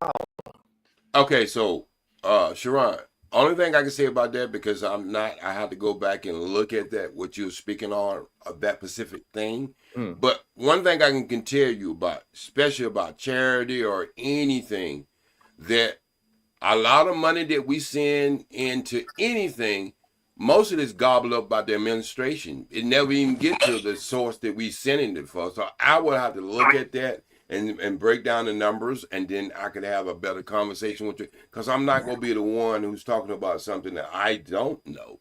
So I will have to look up that. Did you put up that sheet this morning, or whoever reported that he misled the public? Did you put up anything? So he got fact checked in. He got fact checked in real time, and then he said, "Oh, I'm sorry. Yeah, that was a mistake." That's what he said. That's what he said. Okay. Yeah, because he got fact. I'm taking your word on it. I mean, I'm going to take it. Just it was in a press conference. He got fact checked in real time. Okay. About that specific part about the $50 million in condoms. Like, yeah, but I take your word to run. I understand. I'm just letting you know what he got fact checked. So when you do your research, you know what you fact checking. Right. So I believe you, because I don't think you have no reason to lie to me. You get off a little bit, but it has nothing to do with lie. It has something to do with lack of knowledge. Damn.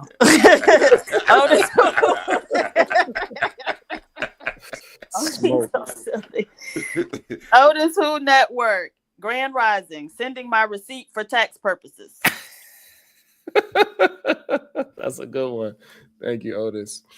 And so I just don't think he is the man for the job. I don't think he has the country's best interests at heart. He is not. Hey, listen, it's good that he was able to create a couple of companies that turned him into a $300 billion man. That is awesome. So if he wake up tomorrow morning and say, I think we should all be going towards being vegetarian, would you go along with him on that one? Well, just because he I'm said just asking it? the question. Yeah, not just because he said it, no. No, I'm saying, would you agree along with him saying that it would be better, we would have better health if we all move towards cutting a percentage of meat out of our life and eat more vegetables? You agree along with that, though, would you? I'll agree along with this statement, not with him. Okay, and the reason why I say that is sometimes we can have personal things that we don't like about people, and regardless if they say something truthful or not truthful, we just can't connect with them because we have that, you know what I'm saying? Right. And Right. so, and that's the issue that I'm having, that I'm going by his words, and then we look into his words, and then we peel back the onion, turn this into a crowd fest, and his words is lying. Okay, so that might be in one thing, but you know, just like I said about you, I don't believe you lie sometimes. I think you just have a lack of knowledge in certain conversation, but you try to make yourself seem like the wizard, and you don't want to be seen like you dumb. And so that's how you get yourself in a little trouble. But I think most people have that kind of ego. So you're no different than anyone else. So I'm not attacking you. So what I'm saying to you, I think. That's right. Piss on me and tell me it's raining. Go ahead. Hey, but what I'm saying, don't get mad when I piss back and tell you it's raining too. I do the same thing, Sharon. I do the same thing. Right, because like as of right now, like you're not realizing that I'm not talking about my feelings about Elon. I'm talking about the words that he used and how they was easily. You just said it, your feelings. Huh? You said something about your feelings. I did not. You said you will agree along with the statement, but not with him. Correct. So that's two different things. For you had to say that was two different things. So what is that second thing you said? Not along with him. I agree along with the statement, but not with him. What is that second thing? Diva, get your notepad out. We're going to listen to this and write it down. Right, because that means that. I say something? I think that's because Sharon is vegan already, and that's the only reason why he agreed with it. So you really don't have a point, OG. Help him out. Help him out. Right. So he doesn't need my fucking help. I just want to hear her cuss this morning, Sharon. Go ahead. Okay. So again, I'm not agreeing with Elon. I'm agreeing with the statement. That means I thought about what he said, and I go do my research, and then if I see that his statement is more truthful than false, then I will agree with it. Not because he said it. He doesn't have influence on me to say just because he is a billionaire that I'm going to trust everything he do about auditing. I got you. But that's with anybody, right? And the problem is that that's not what's going on when somebody like E the Man come up here and argue saying Elon is doing a great job where he lied to. Well, you can't take anything E the Man say as far as That's fine. I just wanted to put a name on it, but it's plenty of Republicans that is moving in the same direction as E the Man and just Donald Trump is doing all these great things. However, the last time when he was in office, he affected plenty of farmers with his tariffs, and now he's doing the same thing again. It seems like he's going down the line again, affecting a lot of farmers in America once again. Who are we talking about now? Good morning, Sherry Berry. Who are we talking about now? The totality of the conversation about Elon and how I guess you feel like he's doing the correct thing. Let me ask you a question. Can you name me 3 things that Trump did for directly affected Black people in a positive way? Donald Trump? Yes. No, I cannot. And you think you don't think there's information out there that he did things to affect Black people in a positive way directly? I hope so. But see, that's what I'm trying to get to the point. Is in any balanced conversation or any critique or any one person, if everything gonna be negative that person doing and you're never seeing the positive that person did, that conversation is always gonna be unbalanced. Well, that's fine, but he had to do. But I'm not gonna give him things. He had to. Yeah, actually, but I'm just telling you. What I'm saying is this, he had to actually do those positive things for me to say he did something positive.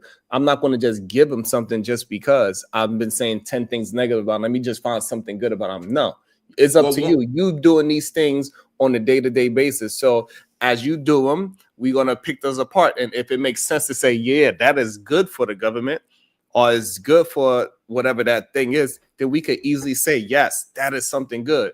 But if you did 10 things and all 10 things is, if we look down the road and we see that is a negative effect, we got to say that as well. I'm not going to force goodness upon them when he is not doing anything good at this very moment in the conversation. If we could move it towards, and you could point me in a direction that he did something great for whoever, then we can have that conversation. The problem is, let's just start with the crime bill then.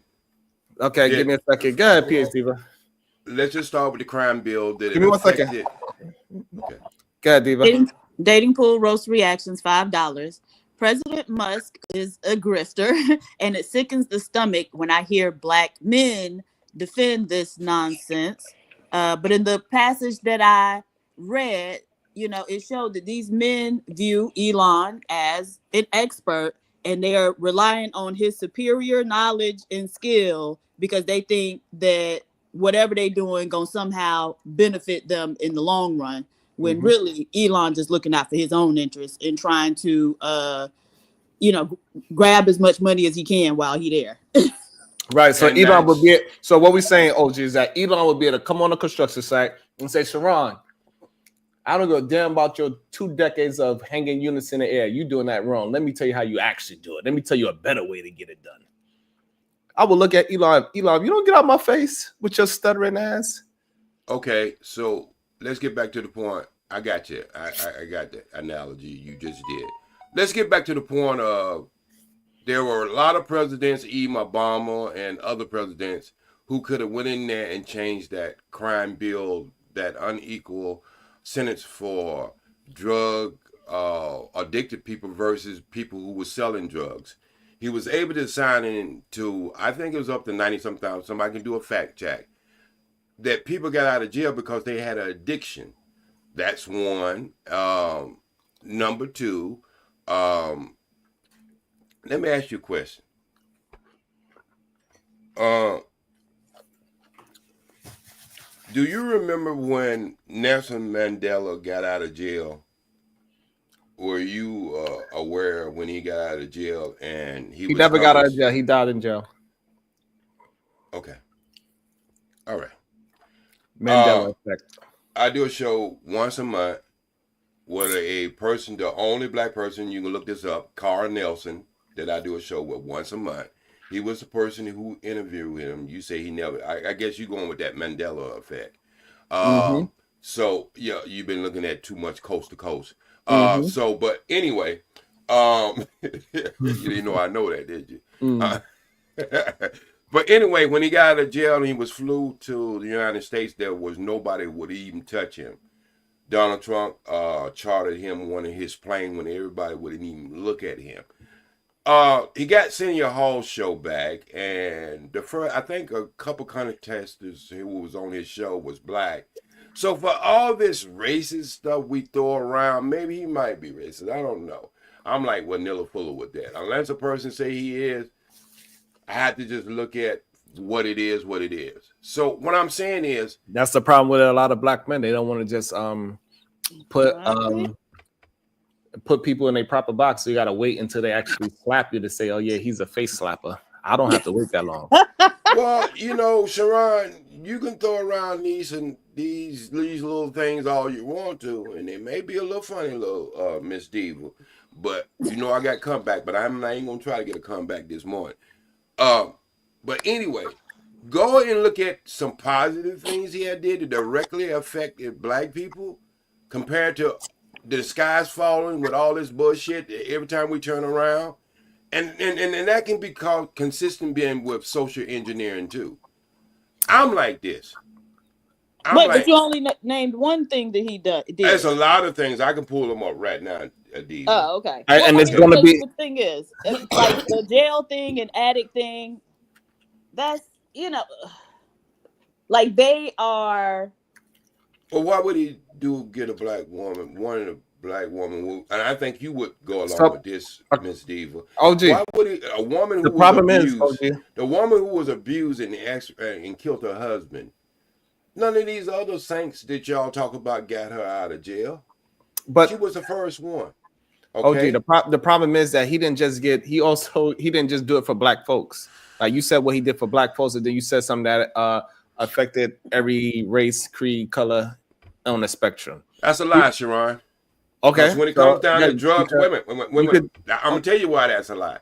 Because when it comes down to drug, crack versus white powder cocaine, you know as well as I know that the sentence was unbalanced, and that's what he was attacking. Now after that, he came and got with the crystal meth thing. That was afterwards. So you're not being truthful on that. See, this is what I'm talking about. So here's the problem, OG. When Joe Biden initially announced the 1992 Crime Bill, was Donald Trump for it or against it? I don't know if he was for it. So this is a problem that we having, right? So but you talking about the same person who didn't want nobody to even go to class with his kids who was black. You talking about the person who came up with the bill. Right, and I'm also telling you, the person that also put the money behind it was Donald Trump as well, right? Donald Trump put money behind both parties. What I'm trying to explain is that it might seem like he is doing something, but he was always a part of it. He always played both sides of the fence. So this idea that he is doing something, this is what I'm saying. So like, if you want to have a balance, then we just gotta be honest about the balance. So as I give you an example of him being a pusher of the 92 crime bill, all of a sudden, well, no, ain't no well. That's what he did. But we support we support things that's not in our best interest. And that's what as a whole, black people support things are not in their best interest. We're the most conservative people on this planet. We have always been. But now we don't understand when we vote for things to go against our best interest, and then it's thrown into our face and we start to get the results from it. And then we say, but we still go back to that same party and ask them, okay, well, you want to start talking about vote. Who was the only party who voted against free and slave? It was the Dixiecrats. So let's just be honest. That's fine that y'all keep bringing that up, but the ideology, all it did was switch from Democrat to Republican. So it's like, we understand that the people changed, right? So the Democrats back then, they had a different ideology to the ones of now. They actually went from Democrat to Republican. It changed the strategy. They never changed they changed the strategy, and that's fine. That's fine to say that back then, the Democrat. I'm talking about right now. So who you think in every 18 years when you let illegal people in here, who do it affects the most? The people who are on the bottom, right? Because you are replacing the people on the bottom, right? No. So when your child has to go to school, they're supposed to have 25 kids in the classroom, and now it has 45. Who have it affected? That school. That school and the people who are going there, right? No. It don't affect the children? It affects that school. Do it affect the children? That's all I'm asking. In that school, yes. Okay, then. So what y'all see, I'm in California. I've been here ever since 1990. And I have seen what it has done, destroyed the black community. And what I'm saying is, well, what have you seen done? So, OG, but I need you to tell me like what you're saying. I don't want to guess what you're saying. I want us to have a clear conversation so we can go back and forth. Not you tell me something, I gotta go read 10 different things of what you're saying and have all these parables. I just want you to be because every time I bring up something, you just move the goalposts into a different conversation. Because everything's talking about the crime bill, and then I started telling you about tell you about the crime bill. Then you moved it into education. Like, how did we go? How did we all of us connected? How did we? But I'm not understanding the connection. How did we go from the crime bill to education? I'm gonna put it in your face. I need for you to, so you can understand how I need to communicate, not just how you communicate. Because I understand you have your own style, but I'm saying it's not connected with me the way how you communicate. We went from crime to education. Because the first little rhyme you heard when you were little was the neck bone connected to the what bone, the neck bone connected to what's next. It's all connected, bro. And so when y'all got to understand, when you got, okay, let's just say the Democrats. No, don't just say, just tell me what you are saying. If you stop interrupting and rubbing your head, your waves, you took your stocking cap off wrong. Brush your hair the next time, okay? And maybe you will understand is tighten up your brains or something, what I'm trying to say. It's all connected, my brother.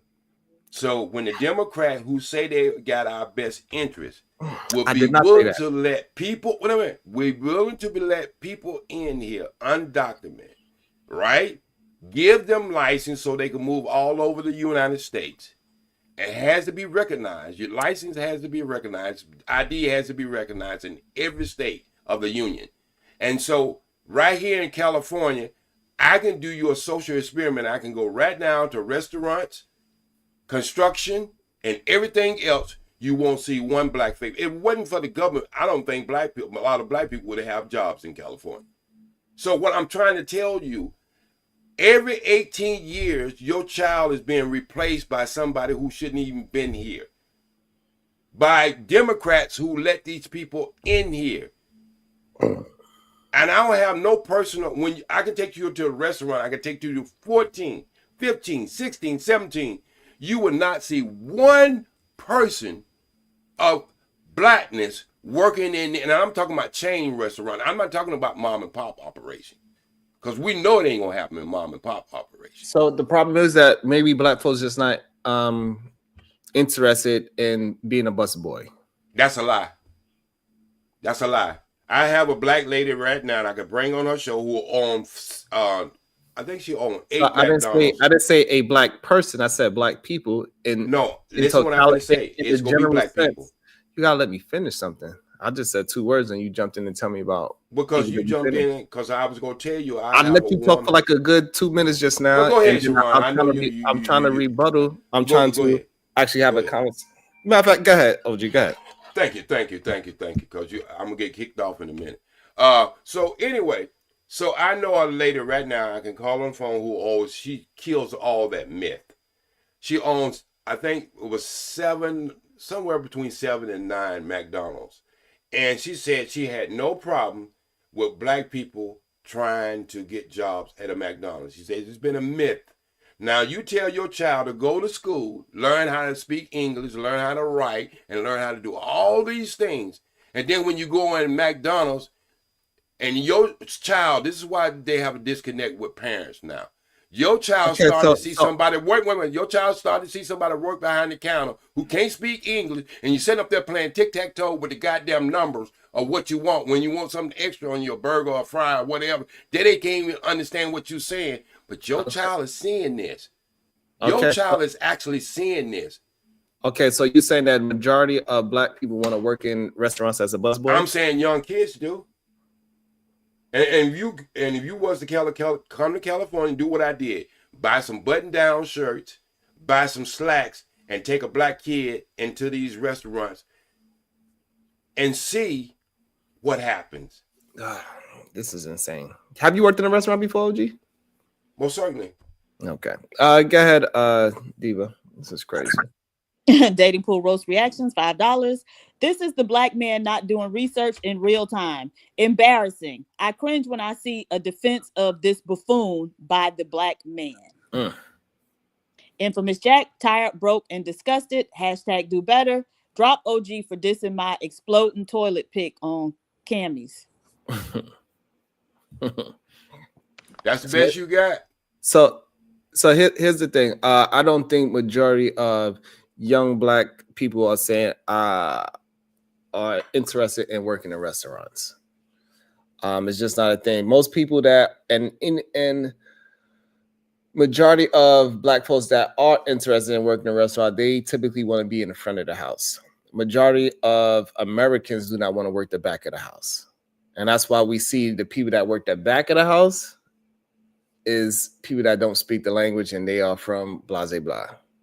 There's a reason for it, because we don't want to work the back of the house. Okay. It don't have nothing to do with them being black.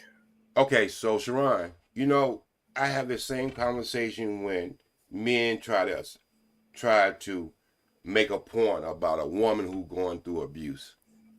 If you don't understand, you don't understand. You can throw that bullshit you just try to throw out there all you want to.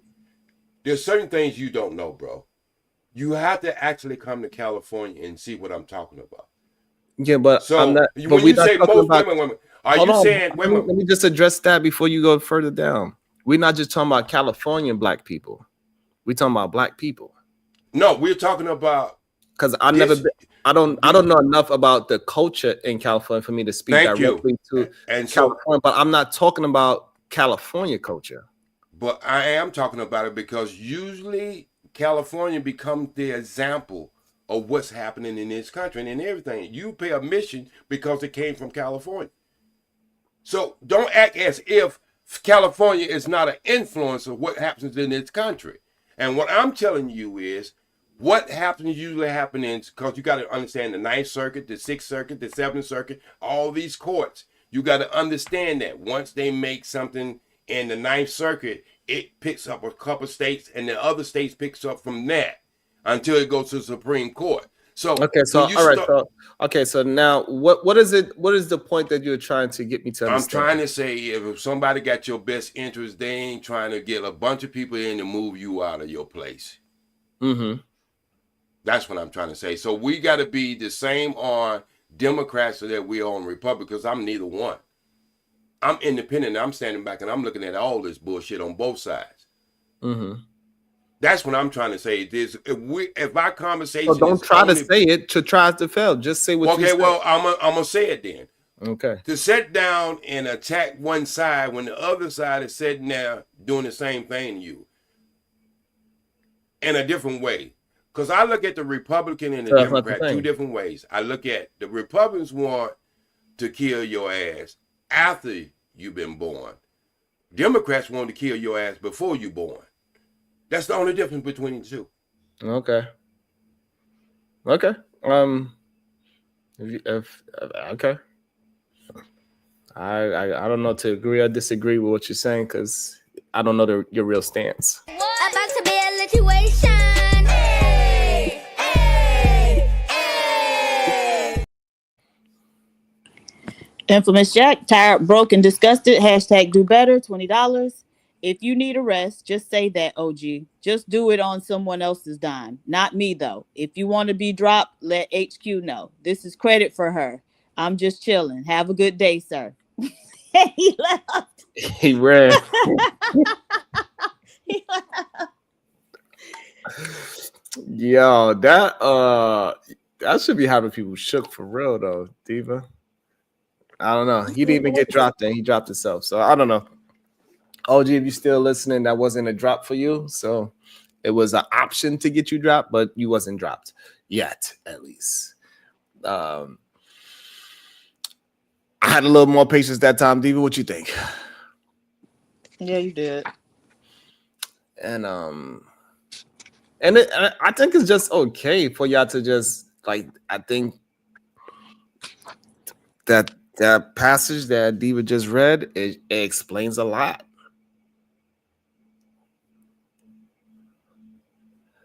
It just explains a lot, but you didn't get dropped on J Speeds. You read it wrong. That was a credit for HQ to decide if you get dropped or not.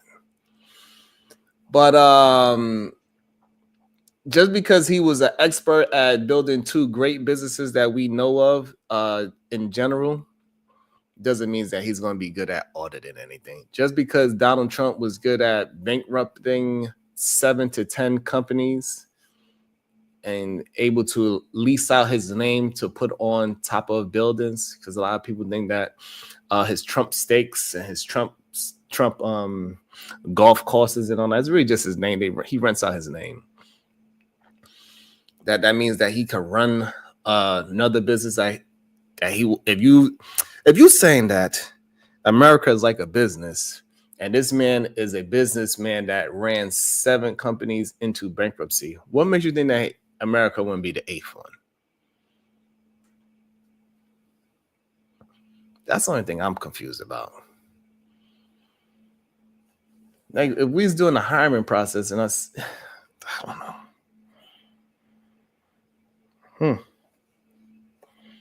I don't know. Isn't that the natural assumption, Diva? When we assume that's what it, I don't know. But they don't want us to talk about anything negative that he does, clearly. Maybe I got that part. Maybe I got that part confused, Diva. What you think? No, I mean, it is just very weird. The constant trying to align themselves. I don't know. It's weird to me. So, and then they don't even have like real pushback about it. Like, at least like informational pushback about it. It's just like, oh, you just telling me that the woman that went to the job and then she got fired because she don't want to. Like, what are you talking about? You talking about this one black woman that was working in the restaurant? Versus we know black people in general are not talking about, oh, I want to be a busboy. Right.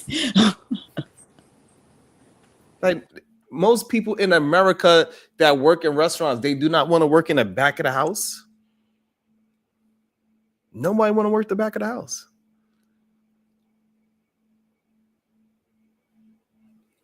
Because they seen what it looks like back there. You stand in one spot washing dishes. Or you chasing behind a goddamn waiter to pick up cups and put water in it.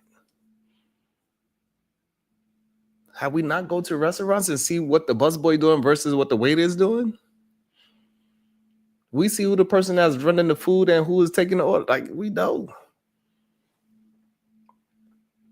Now, can you make some decent? Can you make close to the same money as the waiter, as a busboy? I give you that, because you got to tip out the busboy. So they make decent money,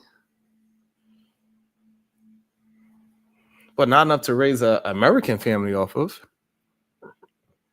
You could raise a Mexican family off of that, because they willing to jump in water and swim across water, then they kill themselves and their children to get here. American people don't have to do that shit. I don't know what to say. These people take advantage of these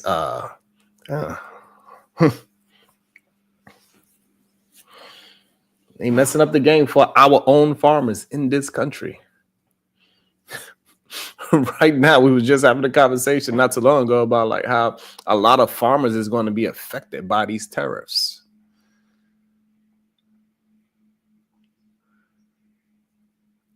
It's crazy.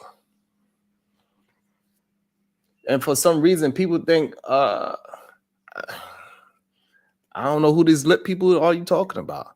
I told you, Sharon, now the lit people don't even want to come to your pen and ask your snipers to come up and entertain us, since they kill your show by dropping people. It's insane to me. I don't know what you're talking about, Jay Prince. But anyway, but 187, the way how they're affected by tariffs is that people is going to buy the food that is cheaper. So, for example, they took away the DEI situation, right? The E was basically, it harmed a lot of farmers because they get the government funding to farm the things that they was farming. Now those programs is cut, and now their business is cut. This is why eggs is cost so much more money here than if we just start. What they're gonna do? Where you gonna get the eggs from? No, OG, it's not. OG says no. And people out here get paid $20 an hour to be a busboy. Mm-hmm. And that's a living wage in California? What I'm saying is, ain't no job probably in America unless you got some higher education is a living wage, but that is for the job that they do, $20 an hour, with some kind of partnership, some kind of marriage, some kind of whatever, that it could be better than getting welfare, where you get it once a month, maybe what, $500 a month with some food. Yeah, stamps? but the problem is, OG, most of those people, they still got to get welfare. Well, they might can get food. I mean, people in the army get food stamps. So I understand that, but I'm saying it's better than nothing. When you, one of the things I found out throughout life, Rashawn, regardless of what job you might be doing, how much money you're getting paid, it's better than sitting around and having somebody just giving you money, because you feel different about yourself when you're out there making your own money. And it's another teenagers. Listen what I'm going to say. I'm talking about strictly teenagers. I'm not talking about people who are trying to start a family. I'm talking about people who might be going to school on part-time jobs, 17 to time they get out of school. $20 an hour, my brother, is decent money when you stand at home.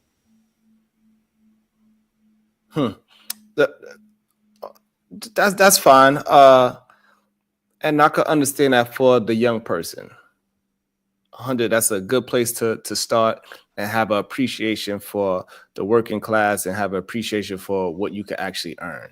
And it should strive you to be better, because you see how much hard work. It doesn't mean because you are making $20 an hour and somebody made $300 billion doesn't mean that they actually work harder than you. They worked, it's just a different skill that they got than you. It doesn't mean that you're not going to tell me that Elon Musk worked harder than the gardener every day. It's not why he made $300 billion over the gardener. But his responsibility is different. You got to put that into the argument. Yeah, no, the difference is that Elon get government assistance and he's proud of his government assistance. Nobody's going to look at him. I call that welfare too. Right. Nobody's going to look at him and say, oh, you only rich because you're on government assistance. But if I was to find a way to get on government assistance and I start showing you steak and lobster, you only got it because you're on government assistance. Wait to that welfare run out. You ain't going to be eating no steak and lobster. We heard this kind of conversations before. And but that the difference between that, Sharon, is with the money that he gets from the government, he can take it out and invest it in something to where he can get return. You are trapped in a box when you get it because it's so low. So that's why I say some of these conversations are opposite or orange when you try to compare them. Perfect, together. but that's the reason why it seemed that way is because we believe that Elon's government assistance is better than Tammy's government assistant, and it's not. It's the same government assistance. Well, one of the things you found out, but you got to acknowledge that, OG, before you move it. Yeah, okay. I'm acknowledging that you said it. Okay. So that's what I will acknowledge. You said it. But what we did find out, and when we had the epidemic, is one of the things we found out: if the government is willing to pay you, if you find a good grant writer, the government is willing to pay you to hire people, bro. You know that as well as I know. If you go out there and you are giving the government employment because they look at the taxes they can get from the people that you employ. If you go out there and you get a good grant writer, there's some unbelievable good things could happen to you and your company. Would you agree along with that? Yes. Getting grants, you don't necessarily need a grant writer, but yes, in general, what you're saying, I agree with. But the problem is, we are talking about people that. Yes, I just agree with it. I don't want to try to poke no unnecessary holes in something that Thank is you, because you're making them wrinkles right there in the middle of your head when you're thinking too much. Go ahead, Diva. Omar Smith, $5. My beloved elder J Speed, may Allah bless you and increase your health and wealth. Please teach, do for self. # strong black men. And I don't see nothing wrong with necessarily what you said. But it is a general statement that government assistance is bad for black people, but other people use that as a way to get a leg up. Especially in communities in New York City, they use that as a leg up. So they make sure they get themselves in Section 8. They make sure they get themselves some food stamps. If they can find other ways to get somebody to pay for that, whatever that situation is, they are quick, fast, and in a hurry, willing to take that and take advantage of it. And we need to teach that we can take advantage of these government programs, not feel bad because you are on a government program. Go ahead, Diva. Dating pool roast reactions, $10. Plenty of people think that the poor want to be poor. The jobless don't want to work, and people like beans are lazy. This justifies them cutting money from the poor. Bar. I agree along with that. And Sharon, one of the things that I just seen you just do, what your last statement was, why is it you can see it in that and you can't see it in other people who haven't paid taxes in this country, come to this country, use this emergency room for a doctor's visit, and get benefits when you got people who are already here who can't stay in 4-star and 3-star hotels and get $2,000 and $3,000 food stamp cards when they first get. Why is it you can see it in what you just said, but you don't see where the hypocrite of the Democrats who will allow that type of thing to be happening? You got some people homeless right under the hotel. You lock it up, you gave it up, and you fence it up for people who come here who don't deserve that type of treatment, regardless they had to come through war or whatever. And I understand the United States go to these countries and turn them upside down and make them gravitate our currency. But why is it you can see it in that last statement you said, but you can't see it in what I'm saying? So the problem is that the homeless situation in America, those people usually have some kind of mental health issue. There's something else going on. So I don't think it's a one-to-one correlation with the homelessness here, because those people have the ability to take advantage of plenty of programs that's out there for them. Majority of them don't want the program, especially at least over here on the New York City side. They would rather be out there in the cold than go to the things that is for them. They got almost on any church, damn near every church in New York, you could just go there and get food. Like literally. They didn't want that food. They told the government they wanted it on food stamp cards. They didn't want that food. Right. So they did. So what I'm saying is that they have housing. So why they have bring up the food church? available to them. They have housing that's available to them. They don't want to be there. The majority of the people that are homeless, at least in America, most of them have some kind of mental health issue. Saran, what business do you think I'm in? I don't understand why you asking me questions. I'm just asking. I deal with mental challenges and I deal with people on drug addiction. 32 in my house right now. What do you think I do? Why you think I'm having this conversation with you? Due to the point what you just said. I do understand most people who are homeless have some kind of mental challenge. If they don't, they can lose their home for whatever reason, and they get out on that street and they get into drugs, and then they still become mental challenge and drug addiction at the same time. Two things be happening at the same time. Correct. So I understand that. What I'm saying is, still of putting the money that you are putting in these people who are coming in here illegal, why don't you come up with a think tank to solve the problem of that? When Reagan, back in the day, which was a Republican, opened up these houses for the mental ill people and just let them to the street. See, I'm good on both sides. When you do something right or wrong, I'm gonna attack you wherever you do So right let's talk about what you just said. So a lot of the at least in New York side, right? Because I can't talk for California. A lot of the houses in that they was trying to do that for, people in the community didn't want that in their houses and in their neighborhoods. They didn't want it there.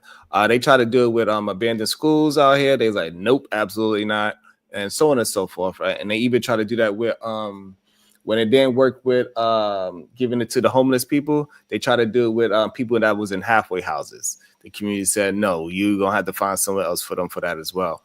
So they're attempting to do those things, but it's just not working between the community and the people that have these issues. I think the immigration issue is just different from the homeless issue. And I think people tend to correlate those two things. And when you know in your field that it's much more difficult to find people that's willing to accept the help when they have that issue that they have of the mental and drug situation. Let me ask you a question.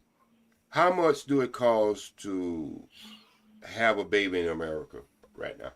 I think probably like $12,000. Okay, so $12,000 for a person who have already had a baby. How could that fund go towards, because they're not paying that. You know they're not paying that, right? How could that fund go towards a mother, a black mother who probably have never reached or been around somebody with her full potential? Why not put that into a savings where you can try to put that mother on a path of success versus taking someone that you don't know from another country, and that's just one thing, and investing in the people you have here and investing in the structure. What's going on? Yes, you can. Tell the security to let you go. But how about investing that into the people who might not have a positive person around them that could lead them, or even have a program could lead them in success where they could get off of government substance? So I would rather invest in women that are already here. So than investing into women who come here. I would just rather do it that way. So they do have programs like that, and they do have plenty of programs like that to help people get out of those type of situations. And number two, I don't believe nobody actually is for just giving illegal money, at least not on this side of town. Even in New York City, nobody was actually agreeing with it. So nobody actually agrees on giving illegal immigrants $3,000 a month and they not documenting, just giving them money. Nobody agrees. Right, but they do. But they that's did. the problem. They did. Yeah, right? Until somebody, wait a minute, somebody came up and said, like here in California, we started to see a lot of these hotels who never came back from the COVID thing. And what they did was board them up, and you always see these white buses going in the inside. And they covering them up with fences so you couldn't see. Why those hotels are abandoned? Are they owned by somebody? Are they owned by somebody or not?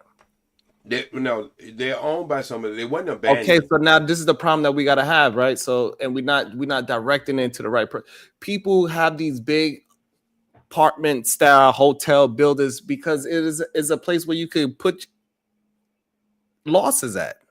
I got you, Sharon, but I'm saying so we need to get mad at the companies that is creating these profit loss margins so they don't have to pay as much back in taxes. That's why there's so many abandoned buildings. They are owned by somebody. They act like it's not, but you can see that they get fenced up. Some many places they even do the goddamn grass every goddamn week. But for some reason it's abandoned because it is a tax write-off for somebody, and nobody is holding those people accountable because we keep worrying about the poor people instead of the people that's actually taking advantage of the system in a major way.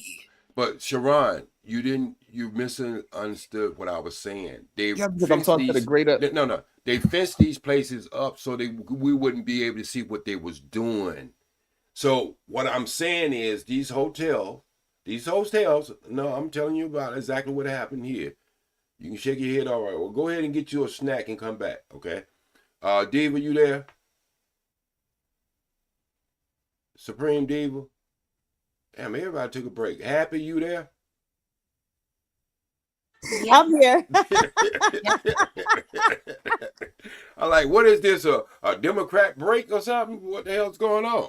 But anyway, what I'm saying is these hotels took contract from the government to house these people, and they just pushed out what we was having in California was called room key. David, that's when the homeless people would be put into a hotel and go through certain programs to try to get their life back straightened out. They totally abandoned that to get these illegal people in and get them started on their way. And not only did they go in the front of the line just the hotel, they went in the front of the line with government assistance. When they went to the social department, they was bussed in. They went in front of all citizens, and they was done in a group thing. And so this is what I'm talking about. Is first you take care of home. Sharon, I think you take care of your home before you go out there and try to take care of someone else. I think your home is together before you even come on the internet. You know what I mean? You're making sure home is taken care of first. And that's all I'm saying. I'm not saying you can't help other people, but why would you abandon a room key that you was doing for the homeless to accept some other people in here who has never paid taxes? So all right. I understand that you want to harp in on that aspect. The main issue that I have is that the reason why, since we want to talk about the overarching points, the reason why the ghetto stay the ghetto, OG, because there's no incentive for the people that own properties in these ghettos to do better. If you was to do a bad neighborhood and you buy a house there, everybody that's in that neighborhood, the reason why they ain't keeping a lawn up, the reason why they ain't doing no upgrades to the house, allow them because they don't want to pay higher taxes. As soon as you start upgrading your goddamn house and you add some beautifulness to your goddamn house, all of a sudden you paying more in taxes than the person across the street from you. So it's not incentivized for people that's in these bad neighborhoods to do better. So you need to talk. So you need to talk to those senators and this, that, and third to incentivize for the bad neighborhoods to actually be better. Whereas incentivize for them to do better. Do you remember when the Puerto Ricans burned down Bronx? I don't give a fuck about that. No, I'm asking you. Do you remember? Okay. Why bring it up? Yeah. Reason why I bring it up because you don't see that in Starlight, Riverside. Not Starlight, but Riverside. See, I know a lot about it in New York. I used to go there every summer. My mom lived there. My dad raised me, but my mom lived in New York. She lived in the Bronx. So I do have some history on what actually happened in New York. Y'all don't even call people homeless people in New York. You call them bums. All right. I don't know if the name changed in 2025, but that's what you used to call all homeless. So you're not going to address what I said at all. I'm gonna recognize you did say it, and so but that has nothing to do with, because I don't think there's people who's living. Most majority of people want to be better, man. And what you said, they don't want to be better. What I'm saying is that they are afraid to upgrade their own community because they have to pay more. Literally, I've been in town meetings where people are fighting this. Hey, listen, you can say what you want to say. If you want to have an overarching and have a conversation about what's really going on, or you want to just talk about how the Democrats gave immigrants some money. That's, to me, talking about giving some money that happened one time out of the last 20 years. Fine, we can have a conversation, but that shit is done already, right? But I want to talk about how New Jersey Avenue and Brooklyn decided to get a junkyard from right beside their building and to upgrade their community so it looked a lot better. Say what? Say it again. I want to talk about how New Jersey Avenue in Brooklyn got a junkyard from back beside a building. Why was it zoning that way? Because they did want to upgrade their neighborhood. Goes totally different what you just said. But it's not true, because clearly you haven't been around New Jersey Avenue in a long time. It is one of the worst places you could live. It was one of the worst places you could live even back in the 70s. But I'm saying is, don't act as if some people don't want to improve. They don't. Their community. They don't. They wanted to improve the 292 school. Is right there. The reason why they don't want to, because they had to pay more and they already can't afford the shit. So if they was able to upgrade it and keep it at least at the same tax level, then yeah, they would be willing to do it. Or if they even got incentivized to do it, like how these other communities get incentivized to keep their place clean. You can't go to the wealthier neighborhoods and have your garbage bin outside because you'll get fined for it. So therefore, they incentivize to keep their shit clean. You cannot have your lawn grow past a certain length because you would get fined for it. So they are incentivized to upkeep their neighborhood, is what I'm trying to get at.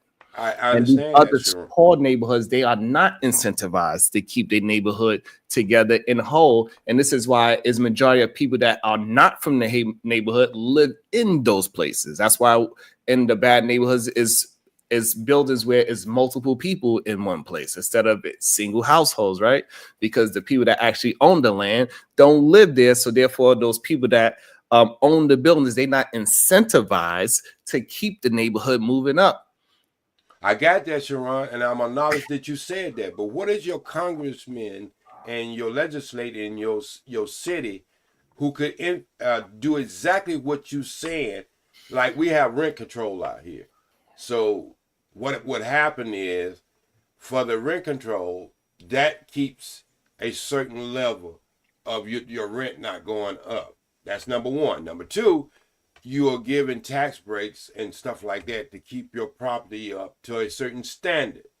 So I'm just saying it has to be everybody working together. We're understanding the system is fucked up the way it is. But if you go with this is what so important to have think tanks. Is because when you have think tanks, you can go in there and see what the problem is and then come up with the solution. You move towards. And if it don't work out the first time, you keep tweaking it till you get the outcome that you want. And I'm saying that's not the best interest of a a lot of times that we hire these politicians in zoning to be our legislator in that city, they don't have our best interest because they looking at the end of their career, how many millions they gonna have. And that's why you have to have public meeting, public influence to get the things and the things you want. And you know who's at those public meetings?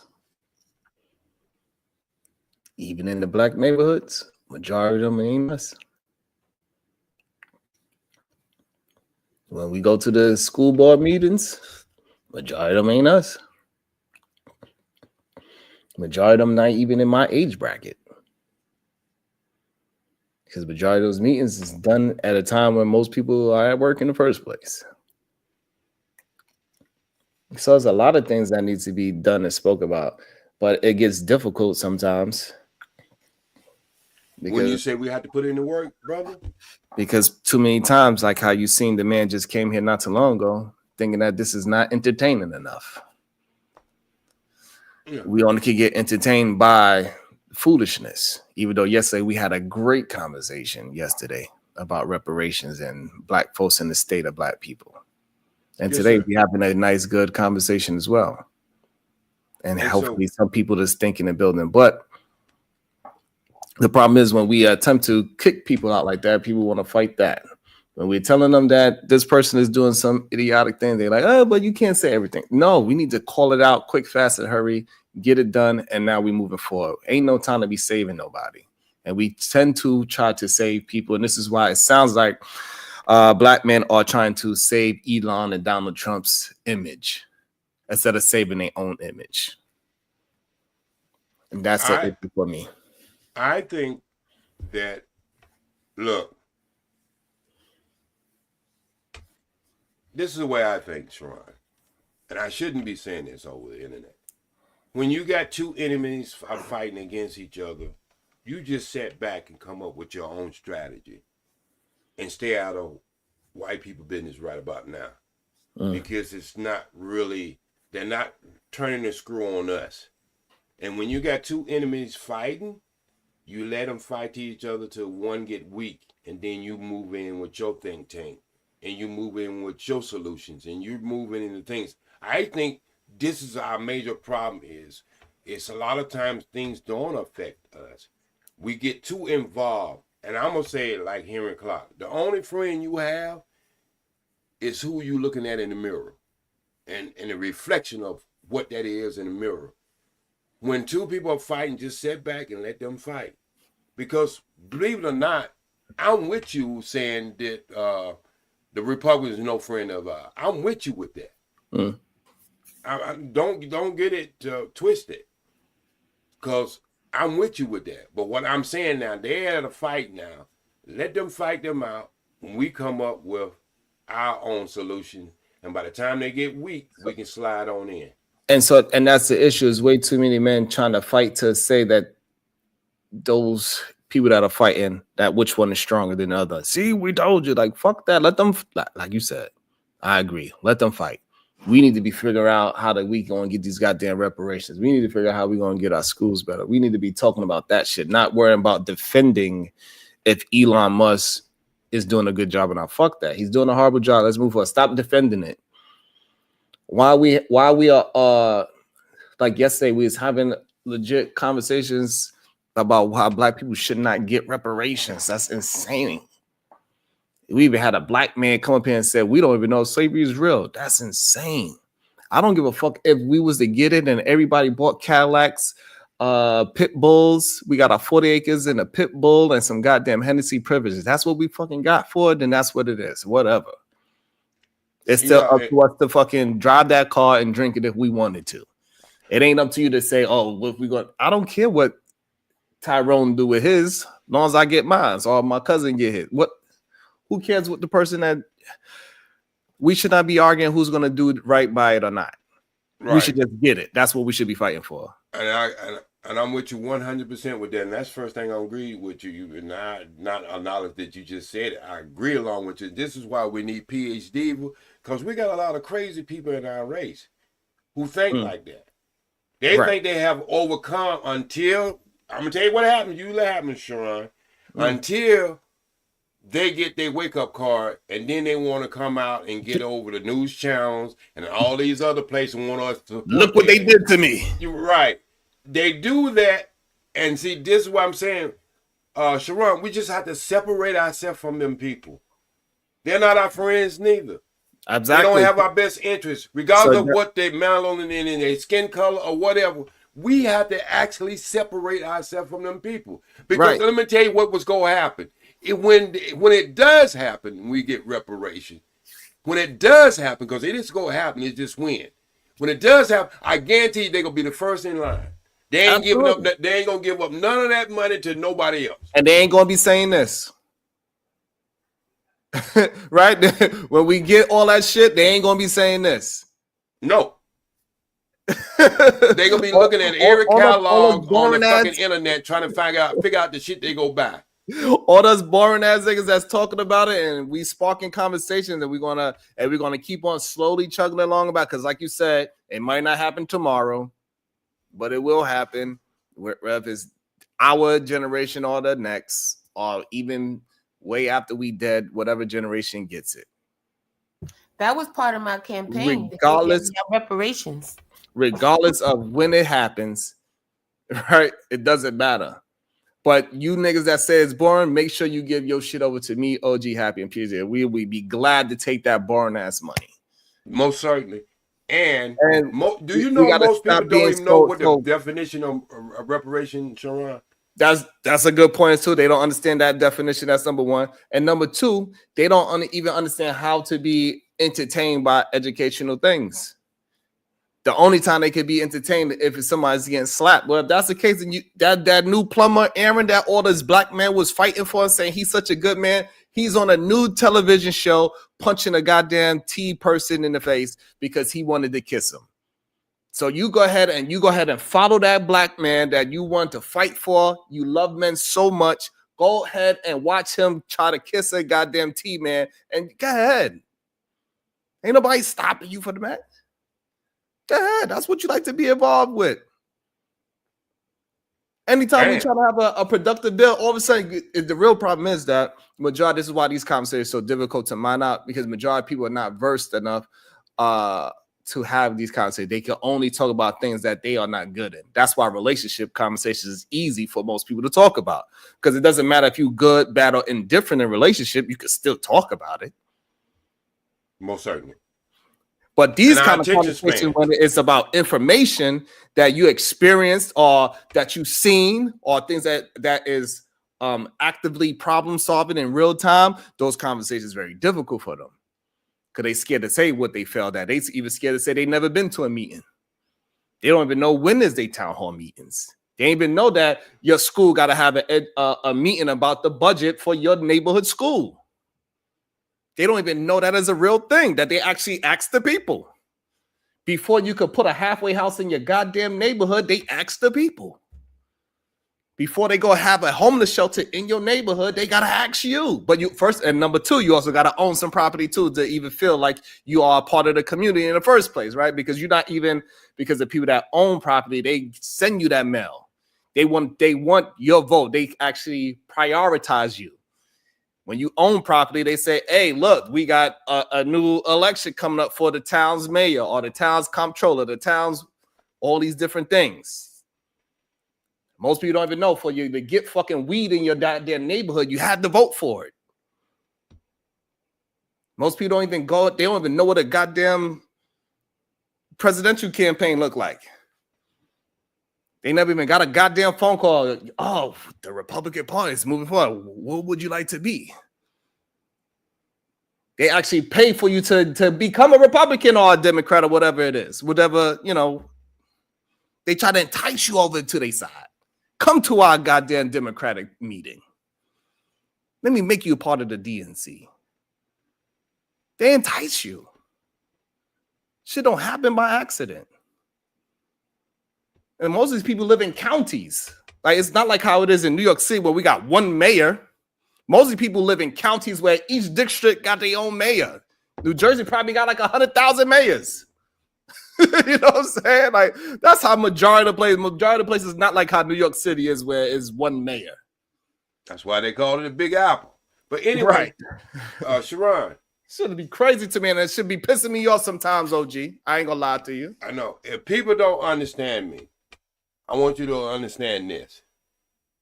This is the team uniform that I was given. That's the team uniform I was given. That's the team I play for. I don't play for the Lakers and then in halftime. But OG, I gotta. I don't know. I don't know if Diva want to continue the conversation, but I got a meeting, and I gotta prepare for it real quick. I don't know if Diva want to continue the conversation while I take the meeting. Y'all want to keep the show going? No, do what you need to do. All right, y'all. So OG, we gotta continue this great conversation another time because I only got like 20 minutes to get prepared. I was supposed to have left that 20 minutes ago, OG, but you had a good convo, so I didn't want to just leave it in limbo as soon as we started building. But I got some things. My phone going crazy today. Well, go ahead and take care of your business. And me and Diva will be talking offline somewhere. Okay. All right, Sharon. It's been a good one. Thanks for letting me up, and I hope you have a blessed day and have an amazing weekend. That's for everybody, even in the chat. Yes, and I hope everybody's ups and downs is in between the sheets this weekend. So.